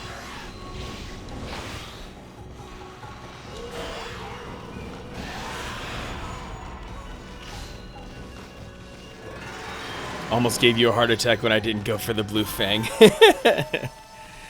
I mean, I'm like 10 days out from this game. I'm kind of forgetting like half of the shit I should be doing. Yes.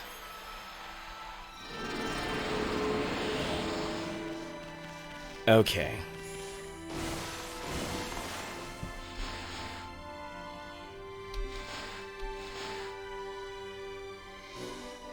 And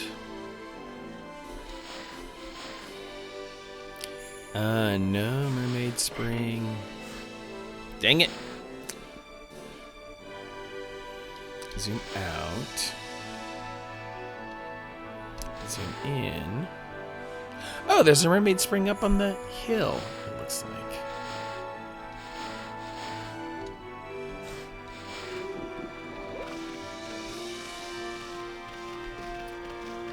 Yep, Tony Hawk remasters, especially with all of their musical glory, are out and about. Even if you're terrible about them, that's fine. You just screw around and then laugh as you make your skater fall down and get hurt. It's all good. It's all good.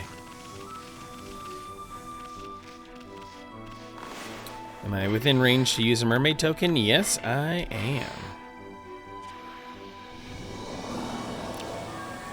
Gotta use that fast travel. No way was I gonna try to hoof it all the way over. Let's get closer to my destination, Taka Pass. So what kind of hats do I have? The other hats that I have 2 Zelda hats. I don't know, maybe I could bust that out. Someone ported Doom to a pregnancy test. That person who ported Doom to a pregnancy test is none other than Foon, who does amazing things with... Foon is basically this retro hardware archaeologist who they pull together some of the wildest obscurities in terms of technology that's ever been made. And if you're not following Foon on Twitter, you absolutely should.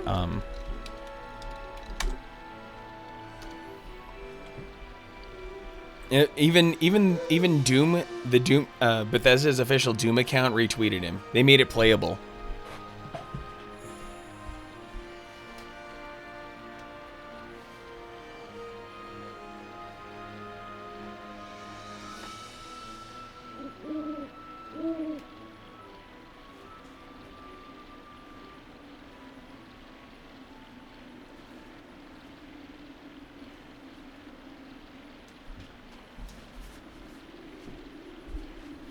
Okay, so hats. So I've got my gray Hyrule crest. I've got, of course, Boo hat. I've got my NES controller hat. I do enjoy that one quite a bit, and I also enjoy my blue Hylian crest hat with Link, Champion Link, down below. And then I have a hat for representing, as can be seen above, Team Pixel, part of a small offshoot of one of the streamer collectives that I have found myself in. Then I have it's not easy to, it doesn't show up at all on camera, but it is a Baltimore Ravens hat that's all black. And then last but not least, a belated birthday gift from my sister Dearest. And I gotta make sure I really show this close. She made a custom out of my one day a couple weeks before my birthday. My sister asked me for the Photoshop file that I use to assemble my graphics. So I sent it to her, as well as the font that I use, and I had no idea what she was gonna do with it. So yeah, a couple weeks ago, it finally came in the mail. She dropped it off, and she made a custom hat.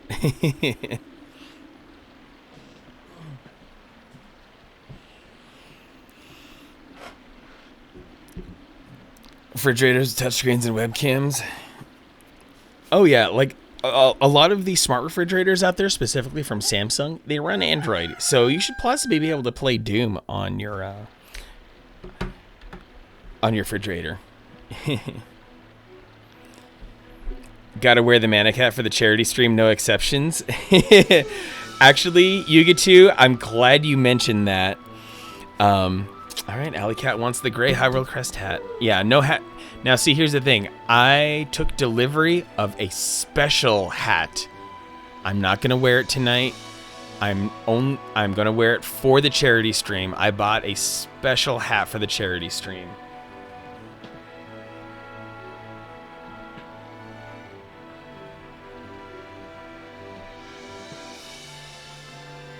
Where'd you go, Gray Hyrule? Right, there you go. Yep, Burrito of Destiny. That is life. Nothing special down below here, but the gray and golden stuff.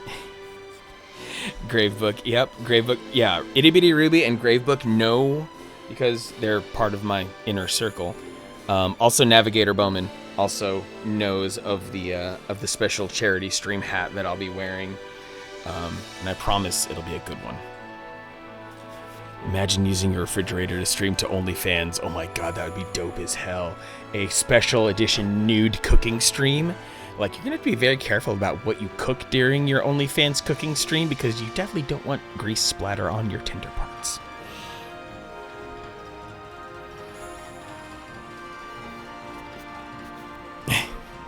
Yeah, imagine using your fridge. You're sitting there trying to grab the milk, and then you're like, you know what? I think I'm gonna rub one out. So out comes the Pornhub.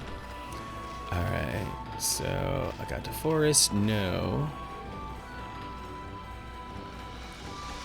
Checkpoint City. Pretty sure that's where I finally need to go.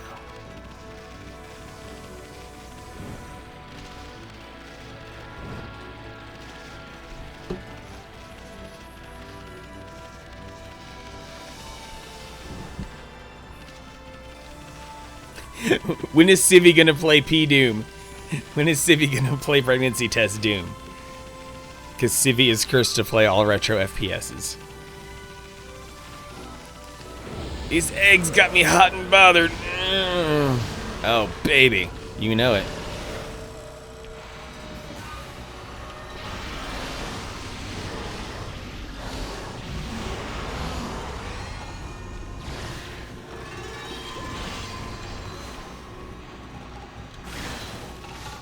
Yeah, I have a friend with a smart fridge, and you know she's a married mom with a couple of kids, so it's not like she'd be doing anything lewd with her smart fridge. But just having seen the capabilities of the average smart fridge, I'm like, oh, that looks a little dangerous.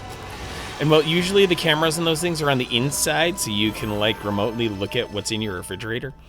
Oh, hey, a dead tree. Let's liven that up. Oh. Foxes have come to feed. Put your accomplishments on the fridge. Screenshot of speedruns. Yes. Oh, they probably want meat. Yes.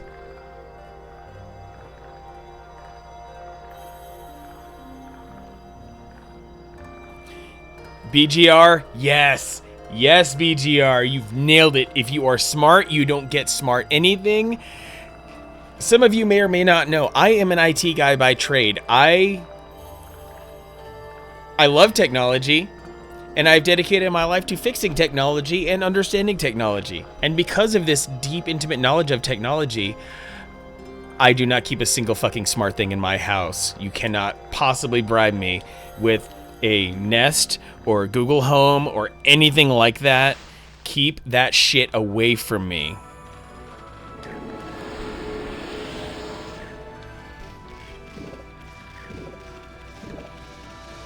You came back to fridge porn. No big deal. Oh, hey, pile of leaves. Let's blow them away. Ooh, a hole. Very interesting. There. This is it. The treasure's revealed its hiding place. It wants to be found. Precious treasure, you want so much to meet me? Okay, you know what? I'm gonna go in the hole. Huh? Precious treasure lying hidden beneath me. The great bingo will soon set you free.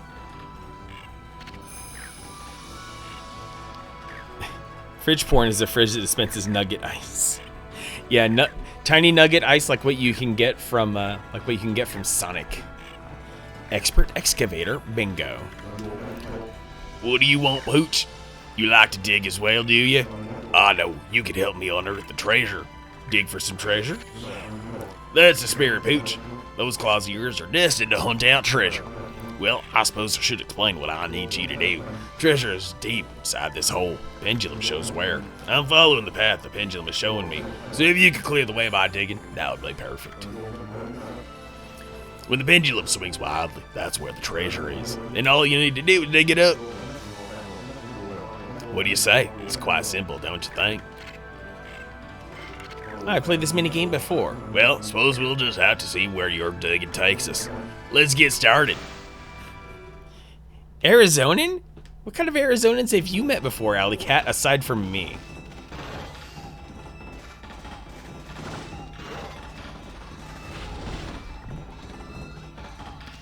Let's see here. I think I'll knock that one down.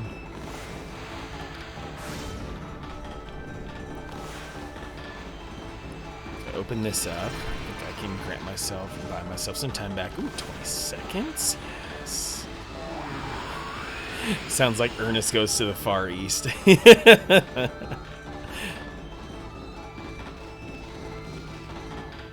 Come on, give me my ink back. Oh, you know what would actually help right now? Oh, I can't use my power up.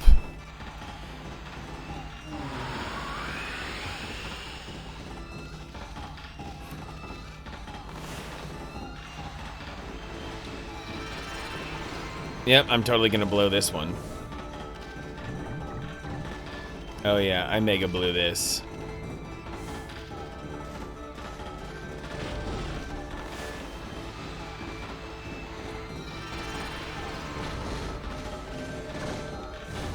Uh-oh.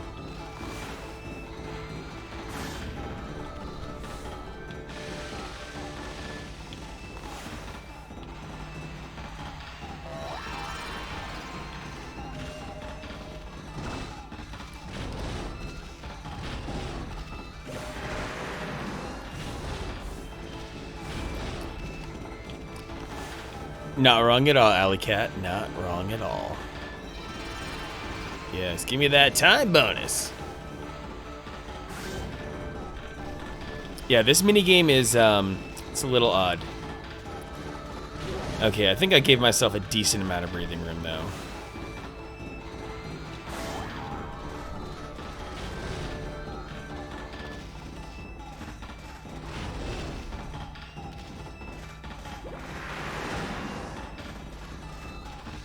Keep digging, pup. Keep on digging, girl.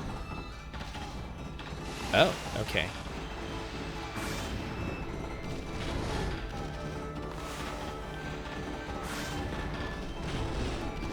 Oh wow, this is one heck of a maze here.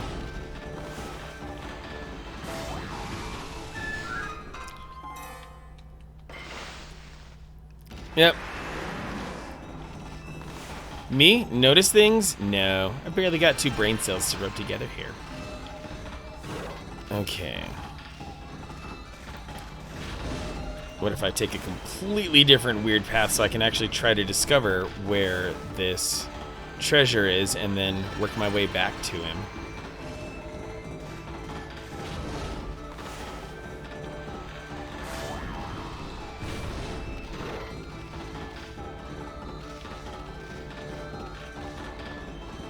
Anywho, waifu came home with dinner, so gonna slip out and eat. Alright, Famine Jack, thanks for hanging out. Take your time, eat up that good food. Incredibly solid logic. Do I even want to continue with this minigame? Because holy crap, this cavern is huge.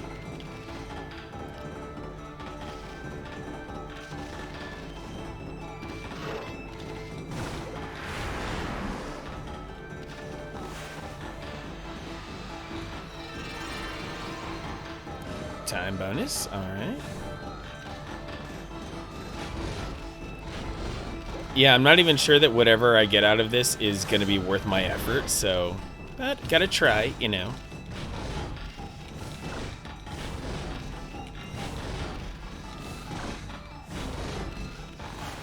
Alright, I got down to the very far corner and a whole lot of nothing. Yeah, I'm gonna quit this. Need him to find it? Probably do. But it's not like story... It's not like mission critical, thankfully. Oh, we didn't find it. But I won't give up. I won't stop till the treasure's mine. Are you with me, Pooch? Yeah. Got some cutscenes. Got some more cutscenes and story progression to do here. Yeah, unless you get lucky with digging. Seriously, that was a very big maze.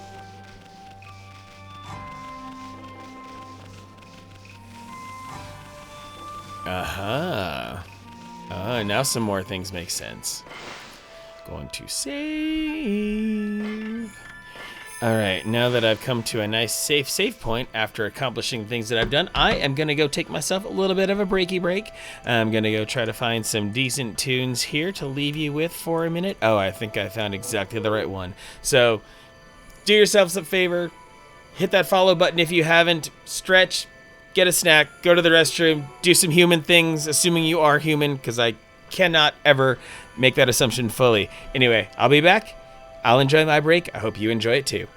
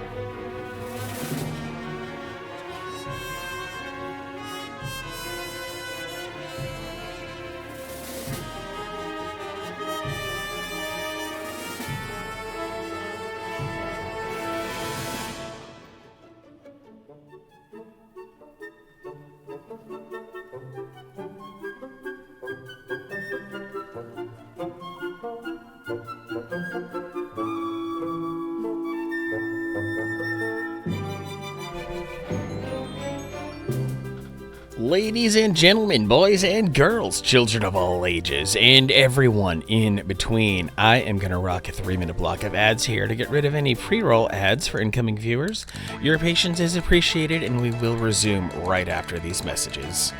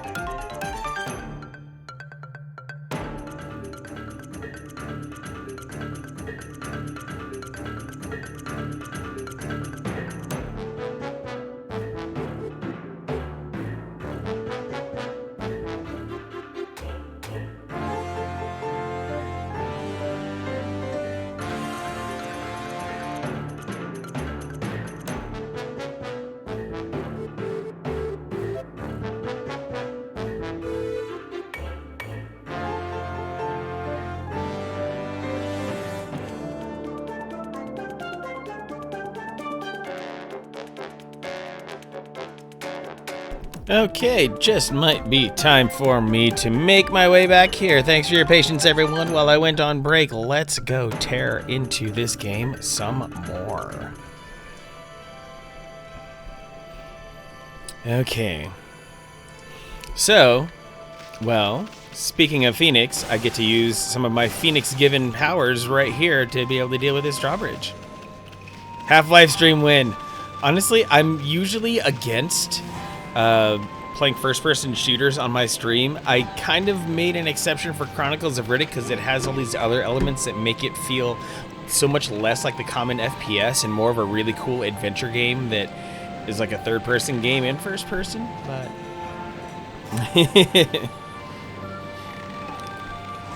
Oh, what? Well, I sure have been able to sleep good lately. The cursed zone is gone and peace has returned to the land. It really had me worried while it was spreading. And look, the sacred flames have returned to the Phoenix statues. Now I won't have to worry about monsters sneaking up at night. Anyway, you've heard that rumor, haven't you? Have you heard that rumor? No, tell me. You haven't heard the rumor about the huge cursed zone? Everyone's up in arms because it happens so close to the big day. By big day, I mean the Kamiki Festival held each year. Plus, it was the 100th festival since that monster was defeated. So everyone's saying that it's a 100-year curse. Of course, I was the first one to start spreading that rumor. Look, it's a Phoenix.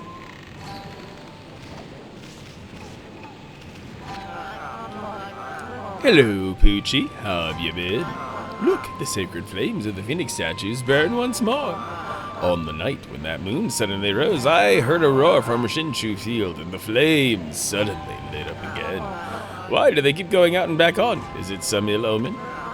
Anyway, now I can give the sign to lower the drawbridge. Still, I have nothing to look forward to back in the city. I mean, I'm not cut out to be a city guard.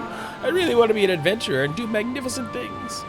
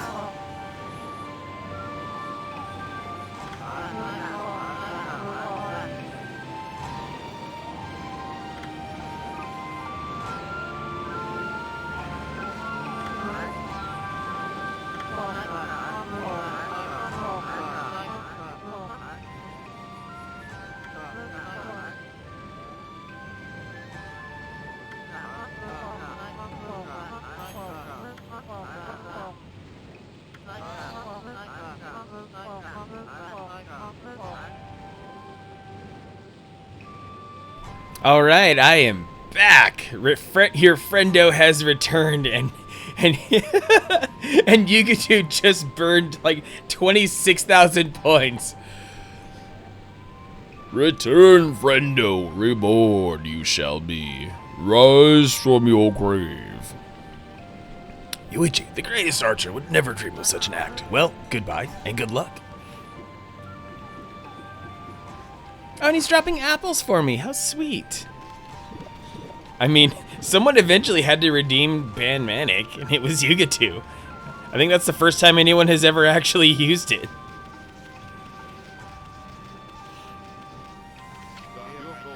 Look, Looks like the bridge is down. I wondered what the fuss was about. I suppose that means people can come and go to the city again. But if that rumor was true, it might be best to wait a while. If it's true that there's some mysterious illness in Seon City, then maybe now's not the time to be dashing over the bridge. Prudence is paramount when you're traveling. Remember that, Pooch.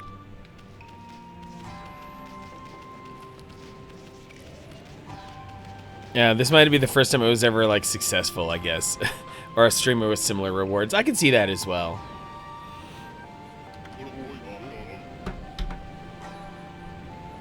Stopping that, resetting it. Yeah, all our memories are fuzzy, except Alley Cat, your incredible memories of this game. Well, what happened? When did the drawbridge come down? Jeez, I missed the big moment while I was sleeping.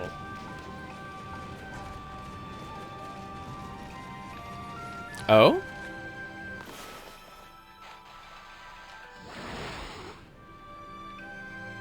Uh-oh. Where's this gonna drop me? I have no idea where this is gonna take me. Oh, I should not be down here.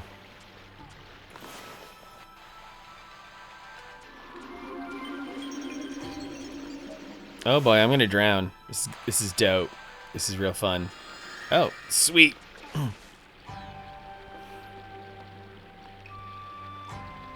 Oh, there's a piece of land over there. All right. Feel like super mean towards banning. Plus, we're missing out on voice acting. Can't abide that. Well, it's all good, Yugitu. As a matter of fact,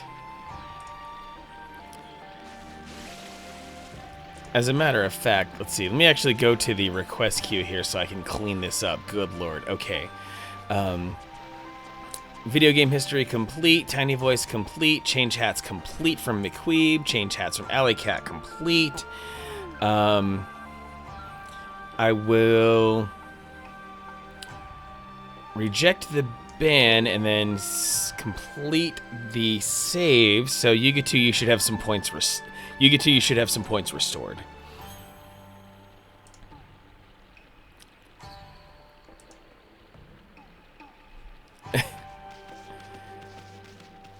Well, I have Gravebook normally, and this is kind of extenuating circumstances here, so I'm not too salty about that.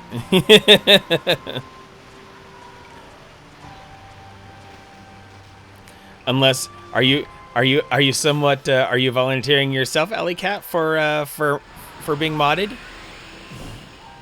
Ooh, a bead. The ultimate power move. Oh, nothing, Gravebook. It just came down to managing the request queue. If you down there, if you hit the gear next to chat settings, and you should be able to do a review request queue. Let's see here. Tanuki probably wants meat. There we go. Yugitu is being tempted by the dark side. Grunt Guru, you're still here. Good to see you. Shoop da whoop.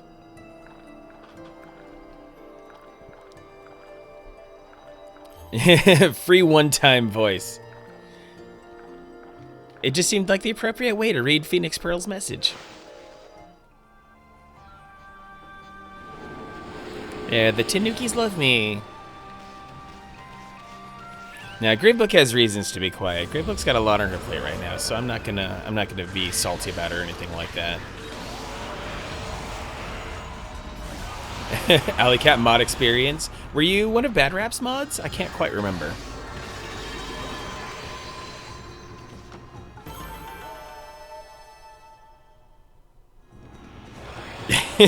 Yeah, Grunt Guru and Phoenix Pearl should not be up at all right now.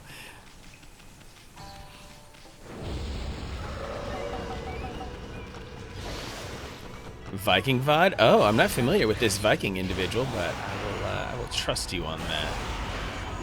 Should I be familiar with Viking?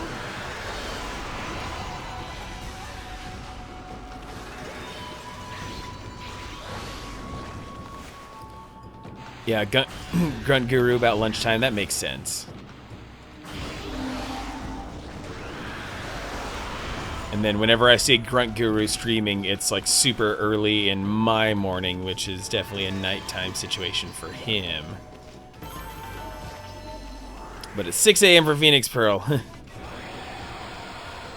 Oh, Grunt Guru was Dr. Disrespect's mod, now out of a job. Oh no. You should be stealing some more of his former Twitch audience.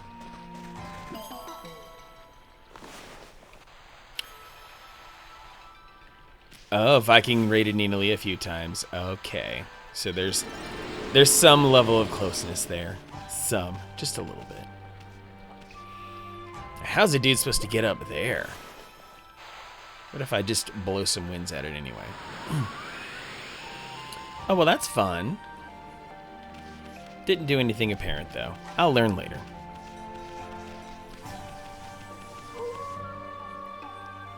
Neens hates it when you call her Neenal.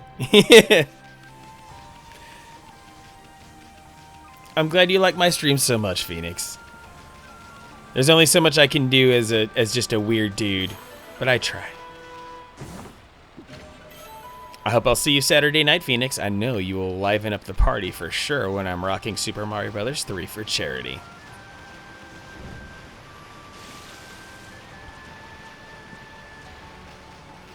Imagine if someone made a ban redeem, but it did the Hideo blackout screen from MGS1. Oh, that's a pretty cool. That's a pretty cool concept. If only I had ever played Metal Gear Solid. I'm a very weird gamer. Yes, Piggy, eat the seeds. Minecraft streamer mainly, pretty chill fella, but he's had to step away from streaming. That happens to all of us every now and then. Having to step away from streaming for various reasons.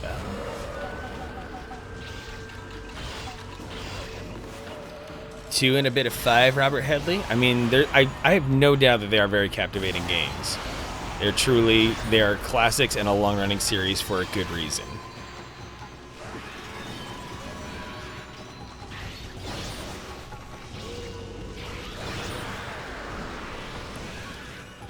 Sometimes you're just done with streaming. I totally get it.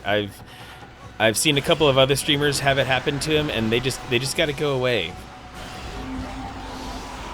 Everyone's a little different, and there's nothing wrong with just saying no to streaming for a while. Maybe the creativity comes back. Maybe it doesn't. Phoenix Pearl, my charity stream starts at 12 p.m. Pacific, which I believe will be 8 or 9 p.m. for you, so I know you will be awake.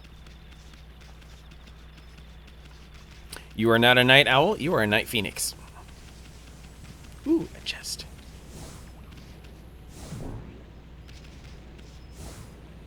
Yeah, it will be Saturday for me, and it will be Saturday for you as well. Job with wife's company, needs to focus on his life first and foremost. Got it. But yeah, Phoenix, I know it seems crazy, but it'll be Saturday for the both of us. That's how special this stream is. The fire's just a little too far away. Just too trying to get it down to the torch. BGR used to watch a streamer in 2015, was pretty entertaining. Unfortunately, he had a kid with his sugar mama. Well, he stepped out, tried to get back in, but nope. Lady got her hands on him. Oof. No bully. No bullying. None, or else Phoenix will bunk. Now, there will be no bullying allowed, and in fact, I will be streaming on Friday night as a dress rehearsal to make sure all is made very clear and apparent for how things are meant to go. Because if I'm doing a charity stream, I'm not only representing myself, I am representing the organization that is that's going to be receiving the charitable contribution, and no telling what eyes could be on me. So I have to make sure that all best behavior takes place. I know you're naughty every now and then, Phoenix. It's okay. You two could use a sugar mama.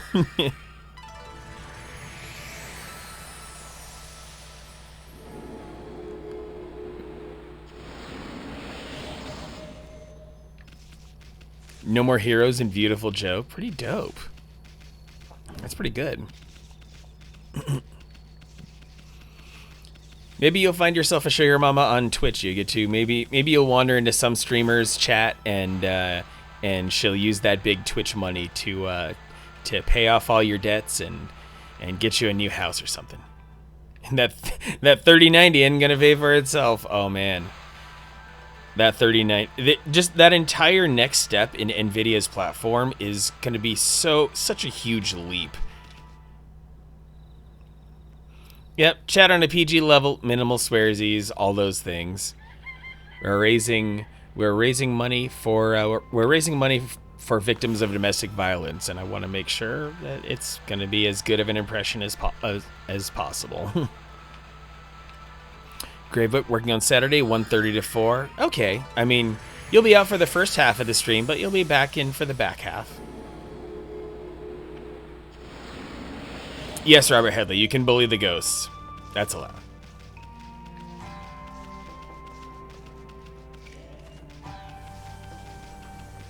But I have faith in you guys, and I have faith that the good energy of Super Mario Bros. 3 will keep things flowing in a nice way.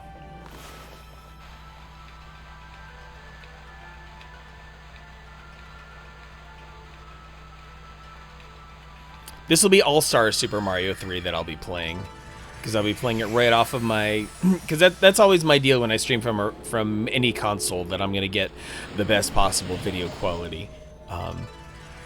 So when it comes to Super Mario Bros. 3, as much as I would...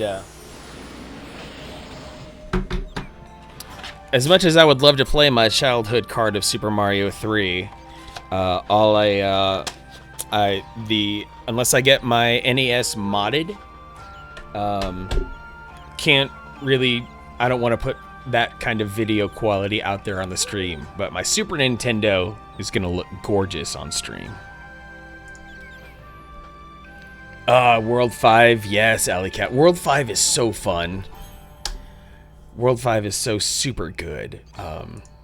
I think in Super Mario Bros. 3, the part of it that gets really... I feel like when you get to World 6, the Ice World, that's like a turning point in the game where it says, okay, I'm done messing around. I'm going to throw complete hell at you. So many Tanuki suits.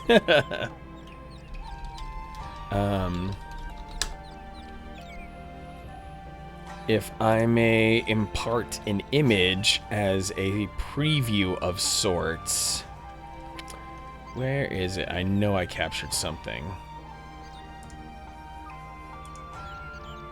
World 7. Oh yeah, Pipe World's nasty.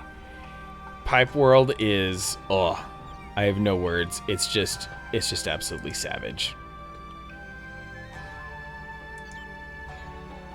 No whistles. Yeah, that's how I'll be playing Mario 3. I will be playing it basically 100%, no warping. No funny business. Every level will get cleared. Yeah, actually doing World 7, that's going to take some time because some of those World 7 levels are, ooh, they are filthy. Yeah, Kurbo's shoe is the best, but it's so overpowered that it only appears in one single level.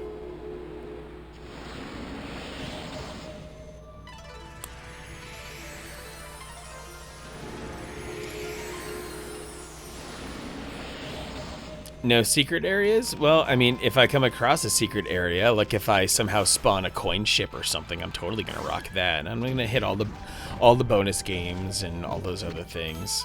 You consume ginseng. Roots bursting with nutrients. Fills astral pouch a little bit.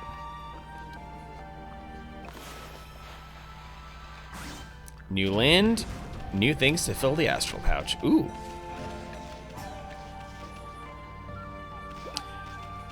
Yeah, the frog suit was one of the best possible things to show up in Mario to actually give him the ability to swim well. Oh, secret paths and levels? Mario 3 is really, really short on those secret paths and levels, so I don't really know.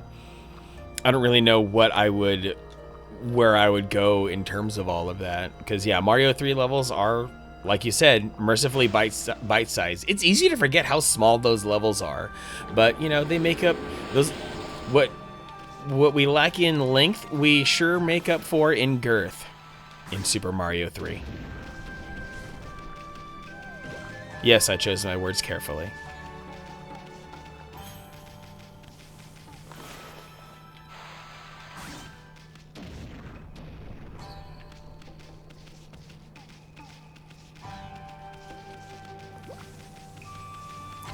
Oh yeah, like if you go way high up or something, or you find a certain pipe, there are some neat kind of secret paths in certain levels. Hey, the big city! You'll probably find the pace of city life pretty shocking, Emmy, considering how you are stuck out in the boonies for 100 years. As for me, I can't wait to check out all the cute babes. I love what the localization team did for this game. The boonies. Ryoshima Coast.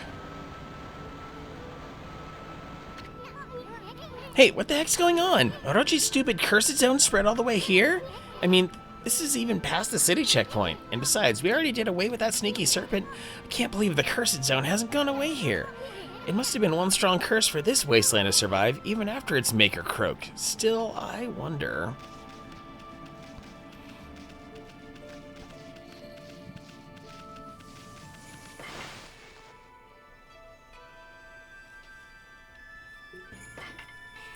I definitely plan on doing a lot of studying of like Mitch Flower Power and the Haxor for some of their speedrun methods of Super Mario 3, because I'm not gonna lie, if I have the opportunity to flex on some hoes a little bit, I'm definitely gonna do that. Something suspicious going on. Must be a graveyard. See all those tombstones? Looks like they've been here forever. They're so weather-beaten. A bell. Ankoku Temple Bell. Do not ring without reason. You saw the sign, Furball. Don't mess with the bell, okay? Could I possibly be saved by the bell?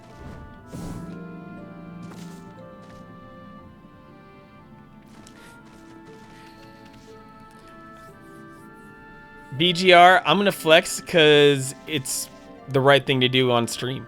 Famajack is back! Oh man. Famajack, I mentioned you specifically a little bit earlier while you were out eating your delicious dinner. Because if Zentimental is still here, Zentimental got sentimental about Jet Force Gemini. And I think you were the one who had some very specific grievances about that game. Show us them muscles. I'm strong to the finish, cause I put on my Tanuki suit. I'm Manic the Gamer Man. Doot doot. Only about the second half of the game. Yep.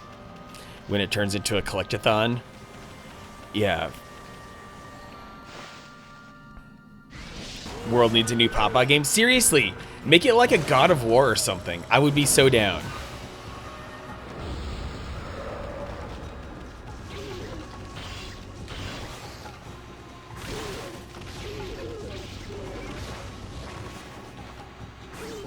Wow, some new boss enemy, jeez. Fuck it, making chicken tacos. Fuck the heartburn. Fuck it, we're doing it live. Make all the chicken, all the tacos.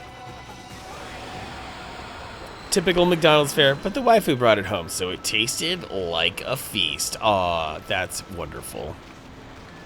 Sometimes a little Mickey D's really soothes the soul.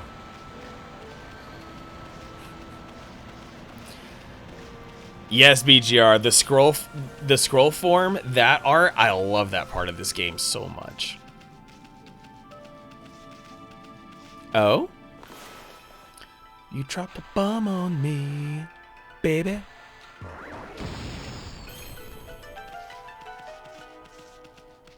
Oh? Oh, hey, it's a bucket. Well, what do we do with buckets? We fill them. Or not.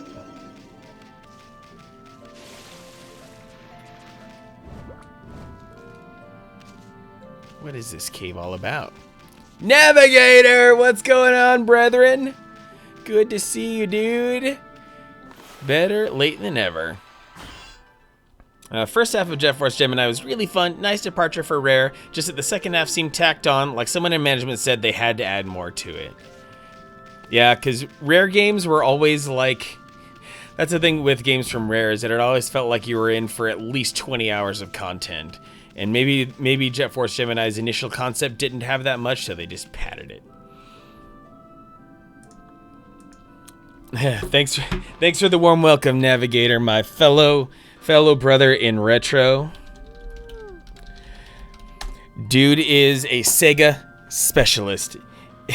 Yeah, I don't know why the filter didn't like the word cretin of all things. That was weird. And it's not anything that I set up specifically. I just have it on like moderate auto mod, and it does things like that. I've had to permit some of the weirdest things, I swear. Oh, you got your Unirom. Yes. Yeah, so Navigator's got me wanting to start doing some PlayStation stuff like crazy. Because a PlayStation can be had for under $40. A Unirom can be had for about $35. And then I get a SCART cable for it for like $25. And then I'm in on PlayStation Heaven for under $100. The weirdest permit, it might have been just something like the word itch or something, or any other word that's like almost racist but is not. Huh? This is a guardian sapling, isn't it? This poor little thing withered up before it could even bloom. You need to pep it up a bit before making it bloom. So, well, there's no water yet. Well, okay. So it's not exactly that. But let me go review my brushstrokes.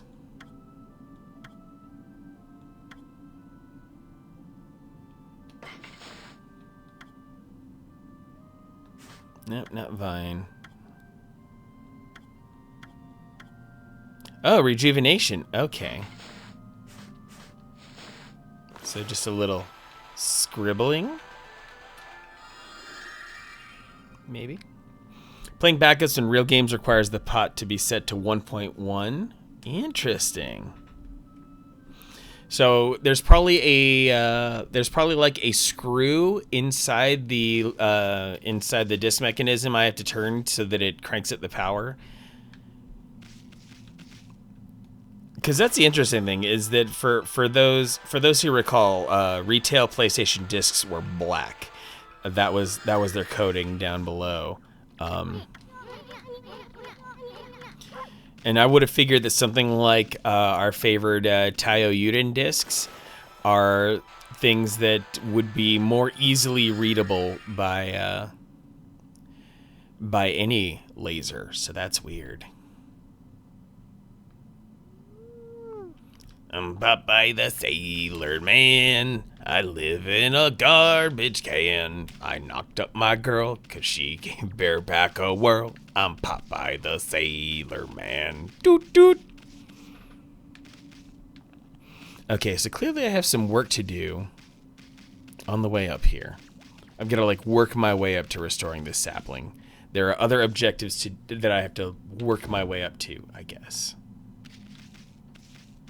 At least that's what it feels like.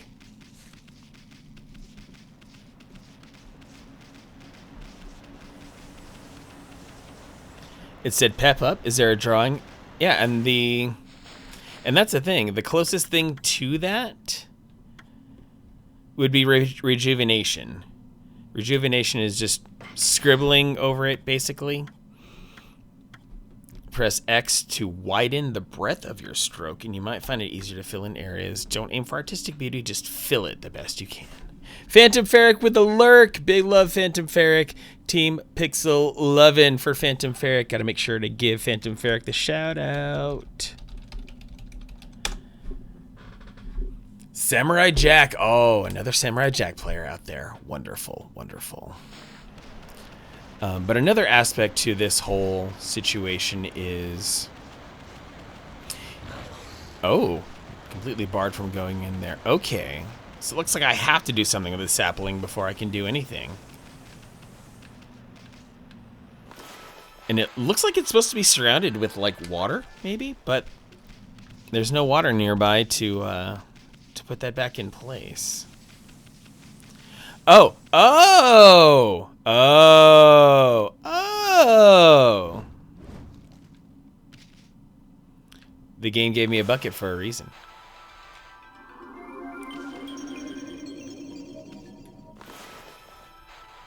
More water. Fill it up.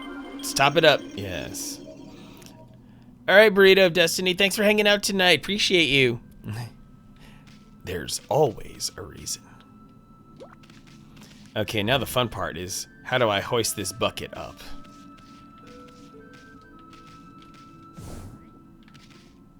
How do I make bucket go high?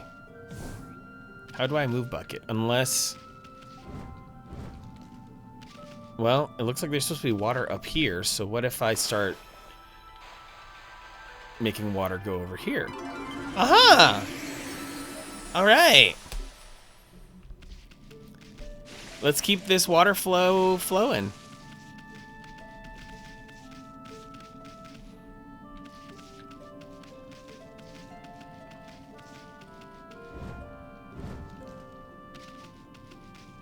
And that's why the camera pans out to very specific angles.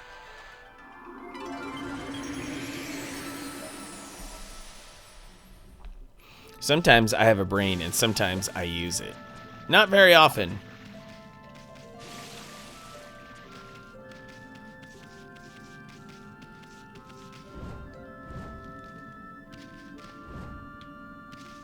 Alright, last stroke of water. Maybe. Am I too high? Am I too high up for the water to reach? Let's try this again. Oh, there we go. Whee!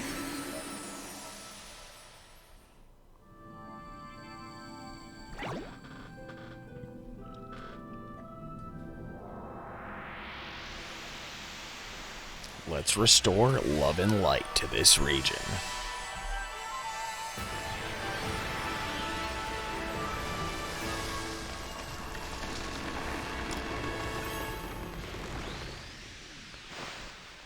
It's so beautiful. And then it just needs one more stroke of love.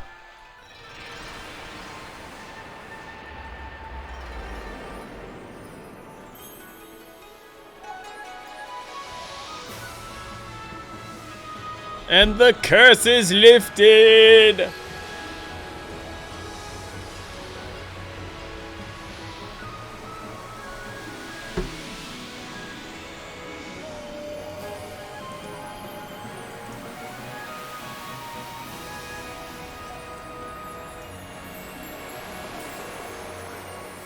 Chicken tacos created. That was fast, Alley Cat. Wow.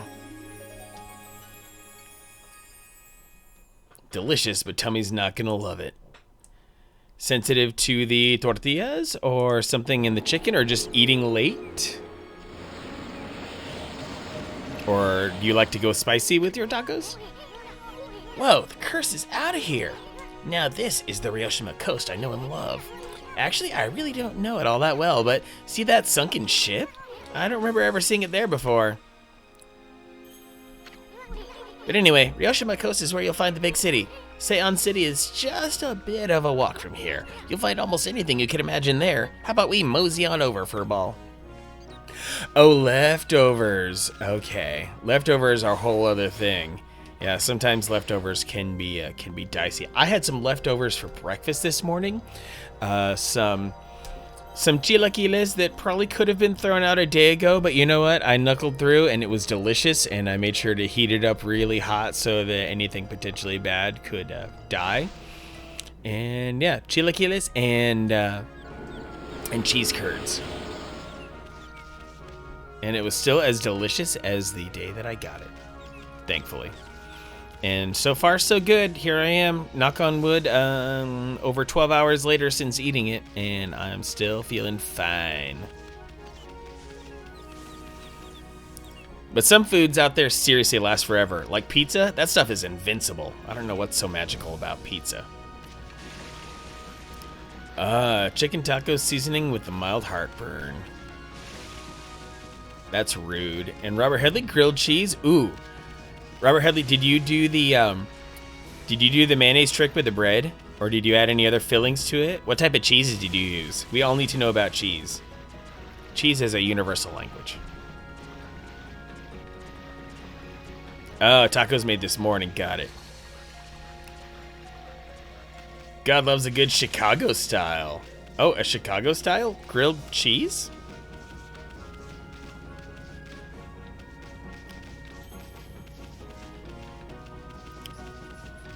That's why pizza never ages.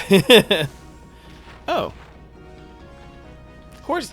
We have a cow. Time to feed the cow. Sharp cheddar and pepper jack. Used butter, crusted one side of the wheat bread in cheddar. Oh, yeah. Some good flair there. You did well, Robert Headley. I would eat that like crazy. The pepper jack part kind of makes me feel like, I don't know. I think I would add bacon to that grilled cheese. And Gravebook ate kimchi out of the jar. Well, you're just a badass is what you are, Gravebook.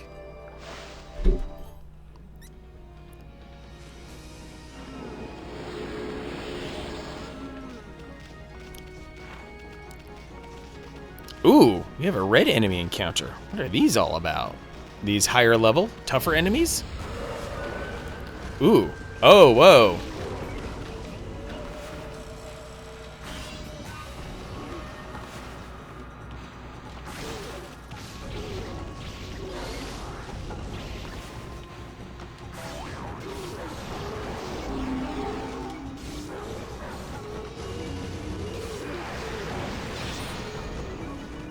Alright, got some god powers back.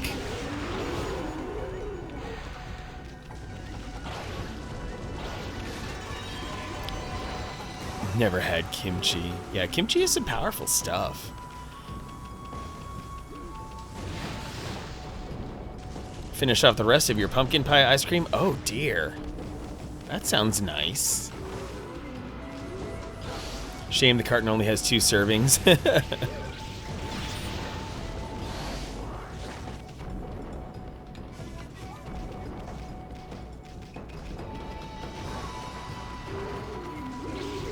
I'm trying to remember any time that I may have had kimchi as well, and I'm not coming up with anything. I think I've avoided it for whatever reason.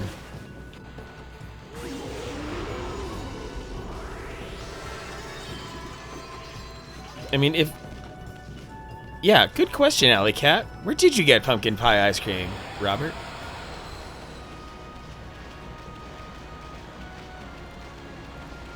Oh, yeah. Dig it. Dig it. Uh-huh. Another black clover. Let's unblacken it. Kemp's. Oh, it's a local ice cream for you, Robert Headley.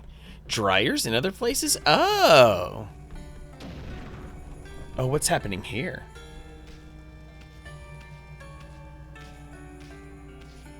I just broke into someone's house. Or is this an abandoned... No way! I'm back here? I knew you'd come, White Wolf. You are troubled. Well then, if you have money, I'm ready. Interested? Aha, then let us listen to what the bones have to say, friend. Wow, it's coming to me. I can see it. A large and prosperous city has lost its water. A sharper blade must be raised from the water around the city. A new path will open before your eyes. I can't tell you any more for now. You'll have to seek out clues yourself.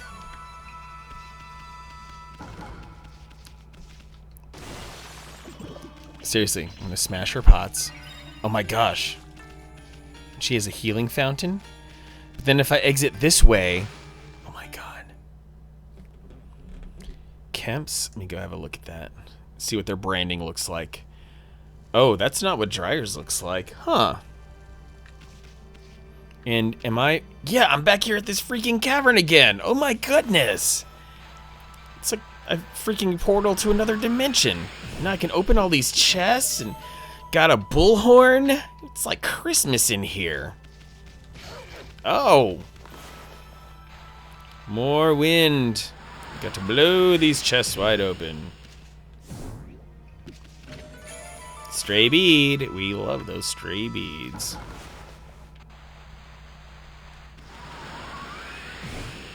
And, oh, a medium holy bone.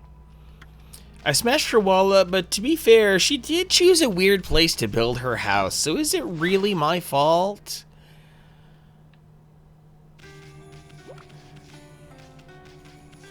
Anyway, time to go back to the place I needed to go. Kemp's is a Minnesota company, but Dreyer's Edie's. Yes, that's the one that Dreyer shares with Edie's. I always forget what the other one is. But yeah, Edie's.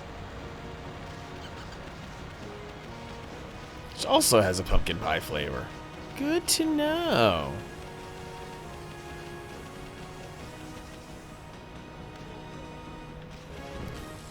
Oh, I see a digging spot. Time to go. Time to go do it. And there's another one of those cat statues there. Keep forgetting about how to work those.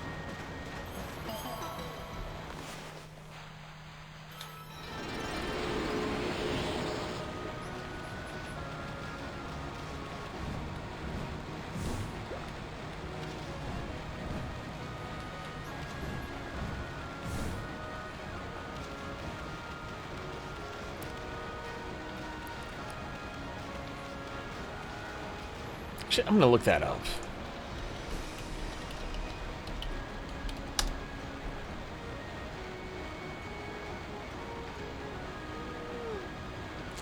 Oh. Oh. Oh.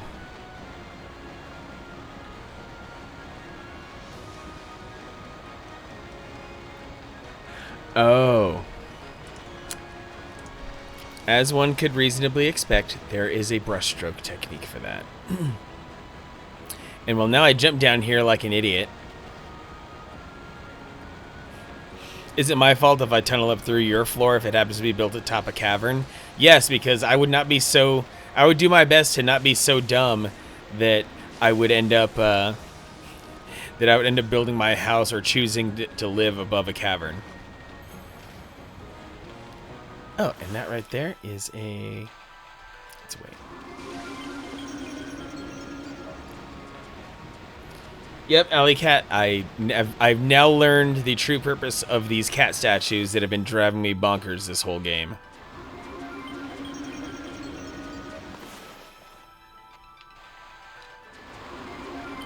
Give me a way out. Doggy paddle. Doggy paddle. Wee. Okay, now for that sunken ship. Let's go see what's going on over there.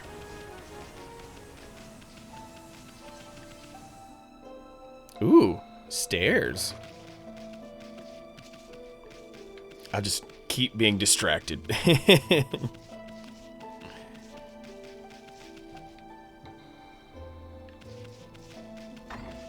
Oh, the door's just automatically opened for me.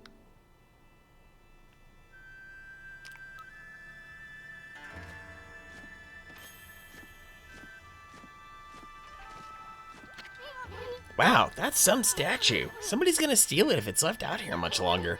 Whoever owns this thing should be more careful.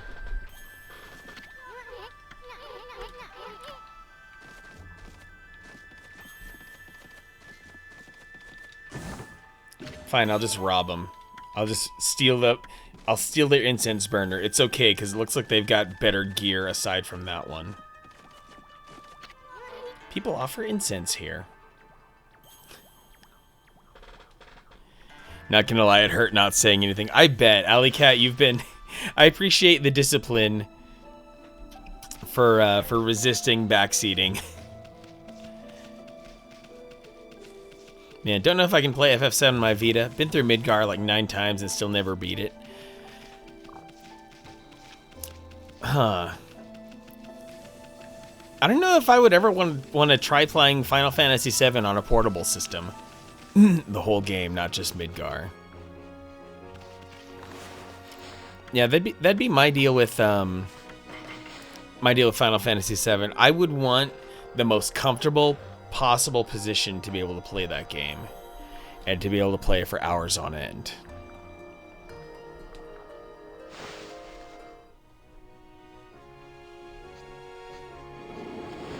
Okay, got the foxes to love me.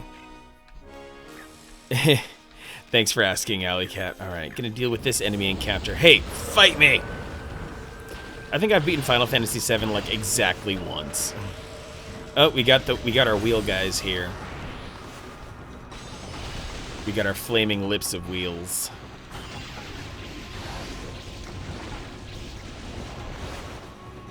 Nope, you're not gonna flame up on me, wheel.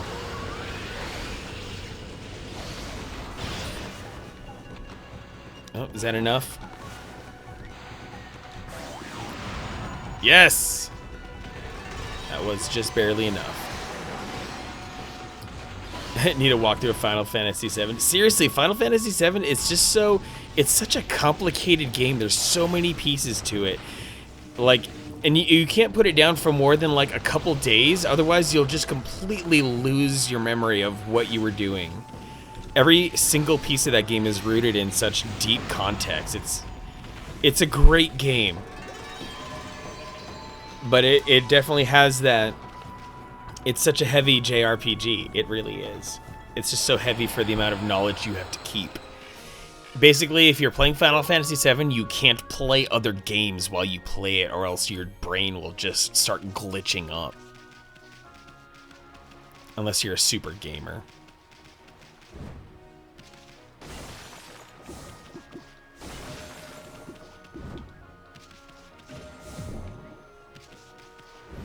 Okay.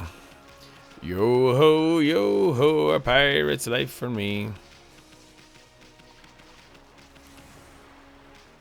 Oh wait, this is a stone spot. I should not be able to... Oh, I can dig here. Sweet.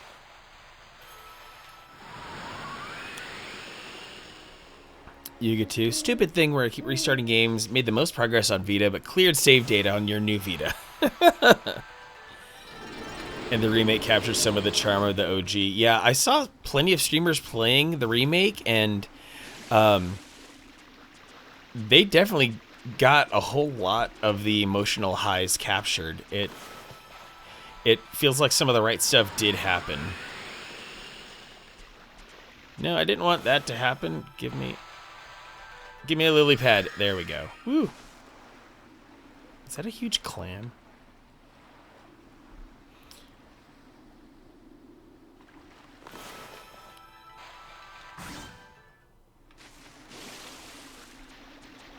Yes! I just made an assumption, and I was right. If we're being honest, just remember, man with Oedipus complex can't be with Mama, so he's gonna kill us all. Go stop him, and you'll be fine. I mean, yeah, that certainly is the basic flow of Final Fantasy VII. You're not wrong. A one-winged angel has parental issues. Still pissed the remake hasn't gotten an update or a patch. What kind of update or patch would it need? Are there some glitches in the game that make it hard to play? Do they need to rebalance some things?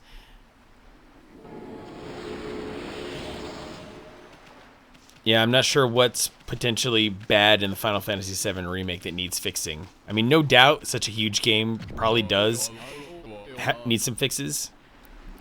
Textures need to be addressed? Oh.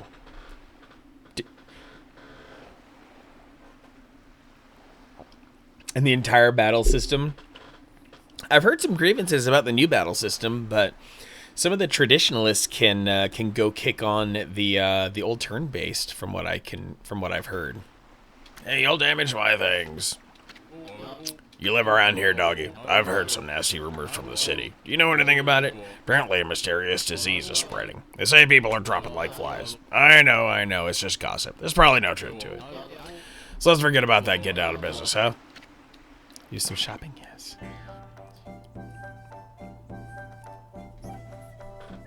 Very professional, Lurk. Muchas gracias, Phoenix. Thank you for all your time here. I appreciate you very much. I will see you around on Saturday. I know you'll probably have a stream of your own, but rest assured, I will be here too. It's going to be a big stream. I'm committing myself to at least 8 hours, so haven't had a stream like that since my birthday, but I'm gonna freaking do it. Time to make some money. All right. Good night, Phoenix. Thanks for everything. I appreciate you very much.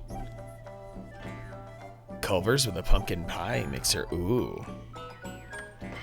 Culver's is always a good time.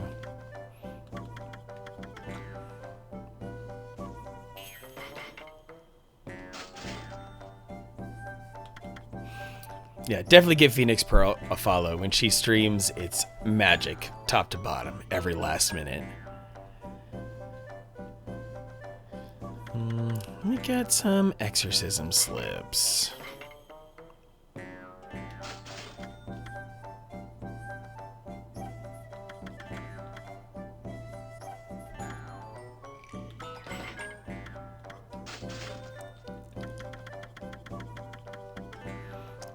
Mermaid coin. Let me get a couple more of those. I'm low on seeds. And I'm low on meat.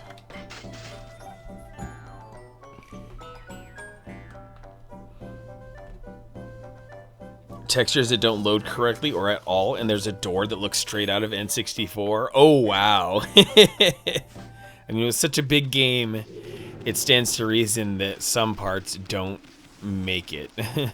That some parts just were not fully replaced and stuff like that. Holy Bone! A certain cutscene that the OG did better. Oh, wow. Now, this is a big beach.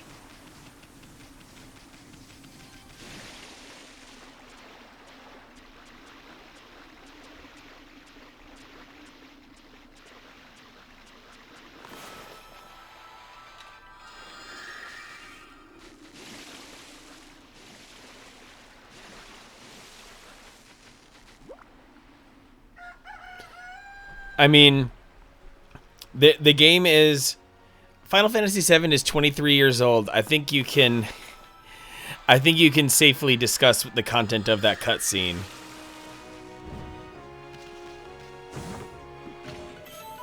Especially if it was in both games. So yeah, I'd say my vote is feel free. Let your spoiler flag fly. Huh? Dojo, come on in. Bring your friends. Is it just me, or does this place seem desperate for customers? Well, let's see. Yeah, I definitely did read about a few tweaks, especially the ending that seems to have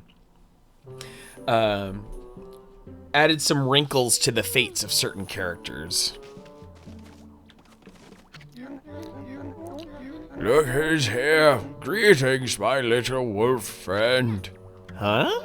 Hey, Gramps, what are you doing here? I am as elusive as my fighting skill, friend.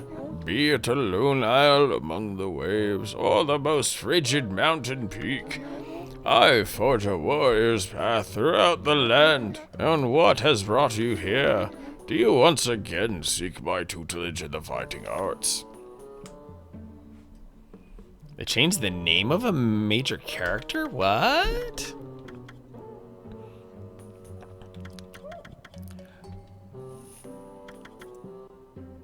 Oh dear. A double jump?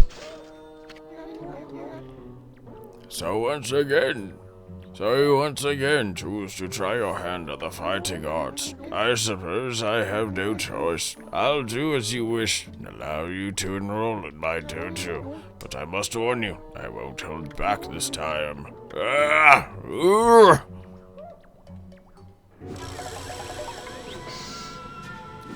That's true, Alley Cat. You're right about that. I haven't played the remaster, and I'm not sure if I ever will. So I'm kind of okay with that.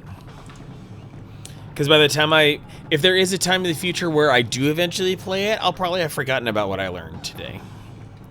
Are you mentally prepared to handle the ultimate challenge? Step inside to test your might. Sure. We'll see what happens. Let's see how things go with my might. Let the lesson begin. We'll practice the Holy Eagle God technique. Take these strips to heart and welcome, and remember them as we train. First, press B to soar towards the heavens, then press B in the air. You will kick off the air itself, jumping to new heights. The longer and harder you press B, the higher you go. Well, did you understand? Do you understand? Ah, very well then. I'll grant you this technique scroll. Check it when you forget what it means to be a warrior. You obtained scroll. Understand it with your body as well as your mind. On guard!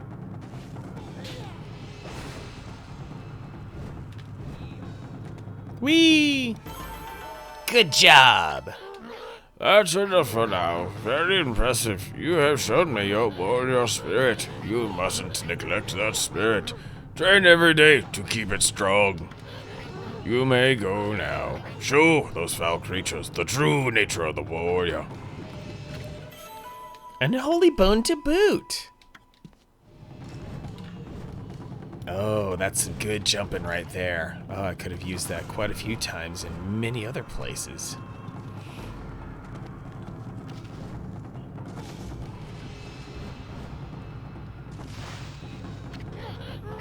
Listen, Wolf, gaining experience in a single skill is admirable, but you must never lose the drive for self-improvement. You have seen Moon Turret here on the Yoshima coast, no? Why? You could even jump to that height. Practice this often. I pray that you never forget what it is to be a true warrior. Talk about the fall of Sector 7. Oh, that cutscene.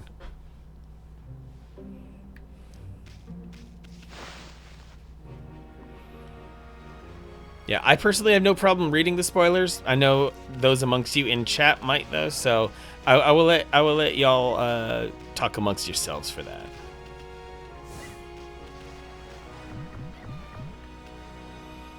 Like the way that OG did it better. Monkeys seemingly like the seeds.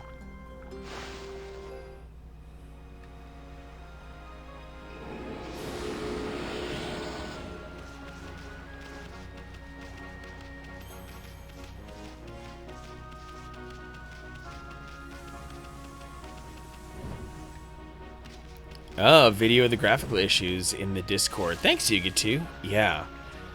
No, I'm kind of not surprised that someone went through Final Fantasy VII with a fine-tooth comb and addressed all those graphical issues like that. And Famijack loved that part because of how you got to walk around in the aftermath. Oh. Ah, there's those wide strokes that I've not been using before. Greenery.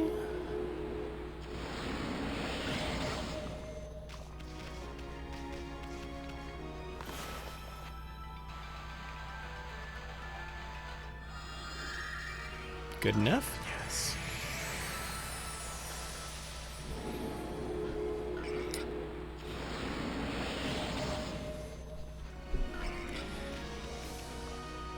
Yeah, crazy to think that by the time gamers are done with Final Fantasy VII Remake, it'll be essentially a $200 game. And well, maybe even more than that, because what's coming up for Final Fantasy VII might end up being released on like the PlayStation 5. Oh, Navigator with the tweak? Oh, is that where you were tweaking the laser on your PlayStation to get it to read burn discs? I might need some photos of this, or the screw might be apparent and easy to grab onto. Where did he go? I just can't think where my Inaba could have gone. It's one of those dangers of keeping pets. Have you seen him, Pop? I don't even know what your Inaba looks like. Is Inaba a dog?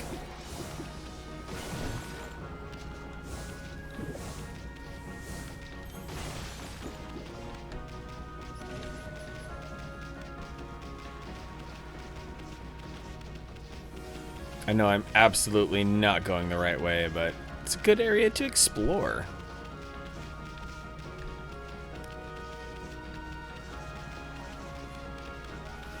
Considering what they added is 12 to 14 hour game, had this feel like it was more of an experiment than a definitive remake. Oh, interesting.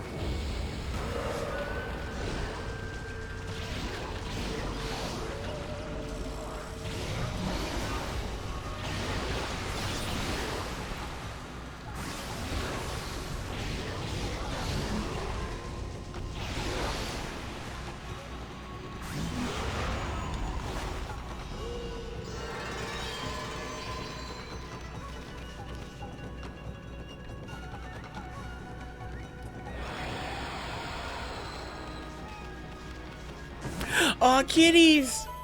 Dragonfly bead. Uniquely shaped bead that shines in multiple layers of color. Time to feed the kitties. I bet the kitties want fish. Yes. Wolfie and Kitty hanging out all day.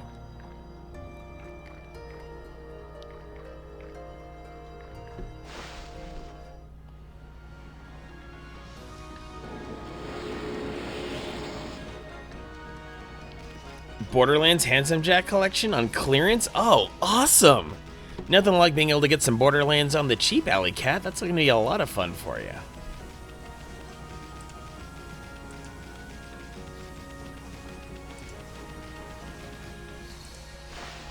Oh, a cutscene. $11. Oh, that thing looks evil. A floating ostrich demon? So desensitized. A lot that affects you isn't a lot that affects you emotionally with games. Wow.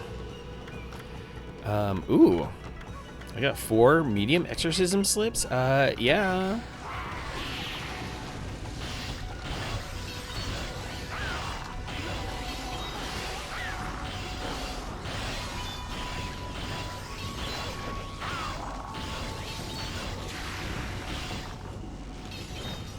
It's a very well armored enemy. Good lord.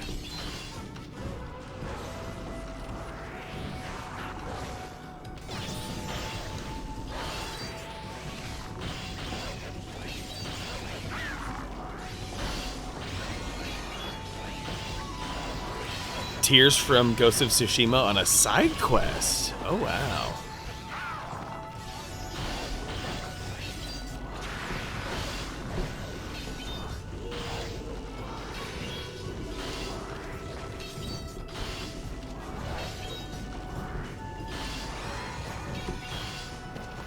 Okay, you know what? Let me get these devout beads back as my sub weapon, because those were hitting well.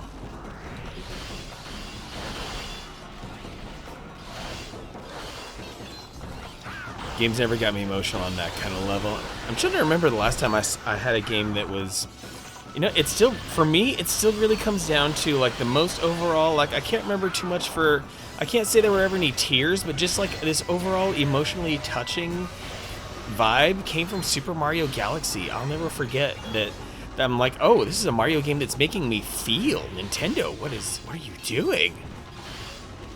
The way that Rosalina talked about Mario's Special One and stuff like that, like it was quite a bit. It was impressive.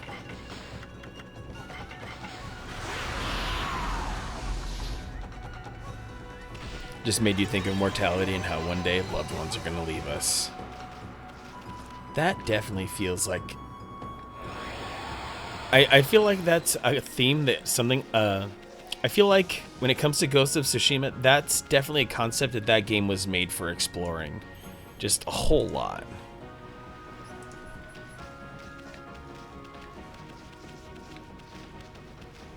MGS4 gave you that feeling too? Ah.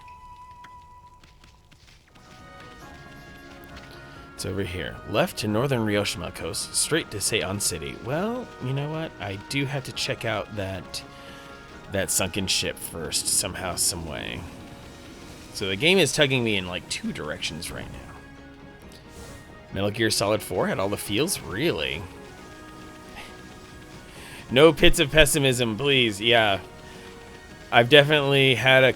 Like, those days are well past me, and I hope they don't come at me again, but I've definitely had times where I've sat and pondered mortality way too deeply and given myself a panic attack, and I'm like, no, I gotta try to stay present here, or else I'm just gonna keep spiraling into worse and worse places.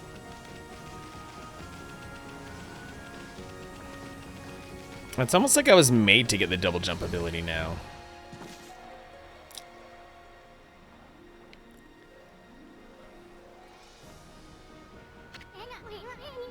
Wow, what a nice view. Too bad it's spoiled by that sunken ship. Sorry looking thing, ain't it? Hey look, what's that strange pattern on the bottom of the sea? Looks like a huge crescent moon or something. It's shaped too perfectly to be a coral reef. Oh my goodness! We've got ourselves a raid. Phantom Ferric rolling in hot. Oh man, look at you lurking me earlier, you sneaky devil. What's going on? Welcome, Phantom Ferric and the community of Phantom Ferric. I am Manic Socratic, playing some of the finest games of yesteryear, 3 nights a week. Currently delving into the 7th day of Okami. Thank you, Phantom Ferric, for the raid. Appreciate that very much. You'd like to be sneaky sneak. Yeah, welcome in, raiders. Appreciate you all very much. Hopefully you stick around. If not, I understand. It is pretty late. So I hope everyone is well. I hope you've been having a good night. Phantom, rocking that Samurai Jack. All right, I'm going to try the nighttime thing again. Or does it only work? Does the crescent have to go that way? There we go. Coming from an evangelical Christian background, not currently, both BioShock Infinite and Far Cry 5, to a much less degree, had an effect on me. Oh man, the BioShock being full of cultists, and also other things. There are other aspects to BioShock, especially like if you're libertarian as well, that end up having some very interesting themes to it. Far Cry 5 I haven't ever messed with, but I hear that there is a certain aspect where the game surrounds a bunch of basically cultists who are the equivalent of evangelicals, so that's also pretty interesting. Days Gone did a great job reaching me on an emotional level. Nothing depressing, just got me to actually care about the characters. That's cool. I see so many streamers playing Days Gone. That game really seems to hit for a lot of people.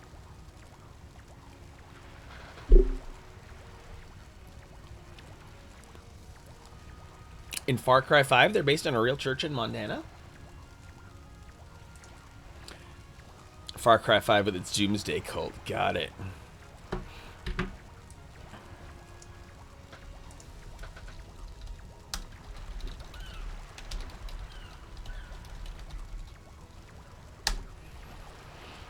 You should know you played the shit out of it.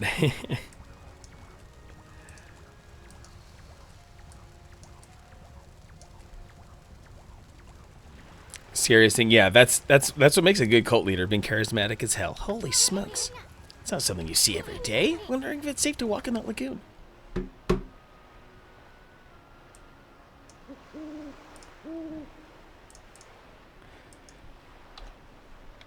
Alright, well, gotta make a leap of faith, I guess.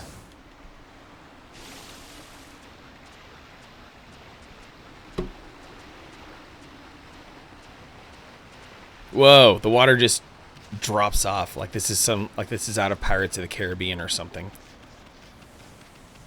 Crazy pants. The real guy he's based on is super charismatic. Oh wow. Ooh, okay, slice that open.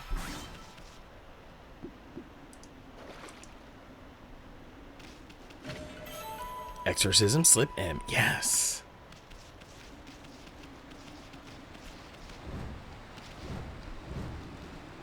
And I guess I just walk in here? Wow.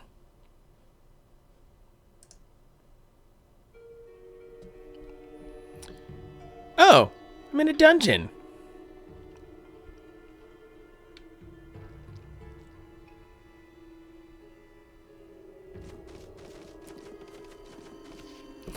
Well, this definitely feels like time to save.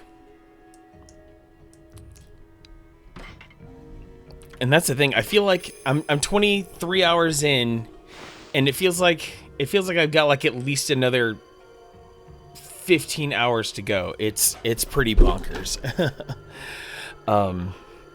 Okay, so with that save in mind, I think I'm gonna go ahead and call it, you guys. I'm gonna sit here and be super grateful for all of you, Alley Cat, for all of your energy and not wanting to spoil the game. Robert Headley always keeping it nerdy. You get to, thanks for all your chatting too, especially while you're at work. That's super impressive too. Fart Ripple, big love to you. Phantom Ferric, big love to you and your community as well. Phoenix Pearl, if you're still possibly listening, love you. Always streamer to streamer. You're one of the best out there. Navigator, thanks for keeping it nerdy. Thanks for the warm welcome back. Burrito of Destiny, Famajack, everyone else who rolled through. BGR also. Grave Book, hope you get to relax soon. Alley Cat, you have mod experience. Yeah, and you are fierce at that, Alley Cat. All right, so I will see you guys Friday night for the quick dress rehearsal, probably only like a 2-hour thing. Friday night will be dress rehearsal for the charity stream. Gonna rock a little Super Mario Brothers 3 there. And then Saturday, the big event. Hope I see you guys all there. So have yourself a good rest of your work week. I hope it goes by smooth and uneventful. We're going to go on a little bit of a raid. We are going to take it back to Canada. With the Nixter 15, he is currently playing a weird little game, American Trucker Simulator, it looks like. And he actually typed his freaking name correctly. There we go. Okay. There it is. So I'm glad you like the Game and Watch here, Yuga2. Appreciate that. I came up with it over the weekend, and I'm like, I need this so much. All right, you guys. Till next time. Peace.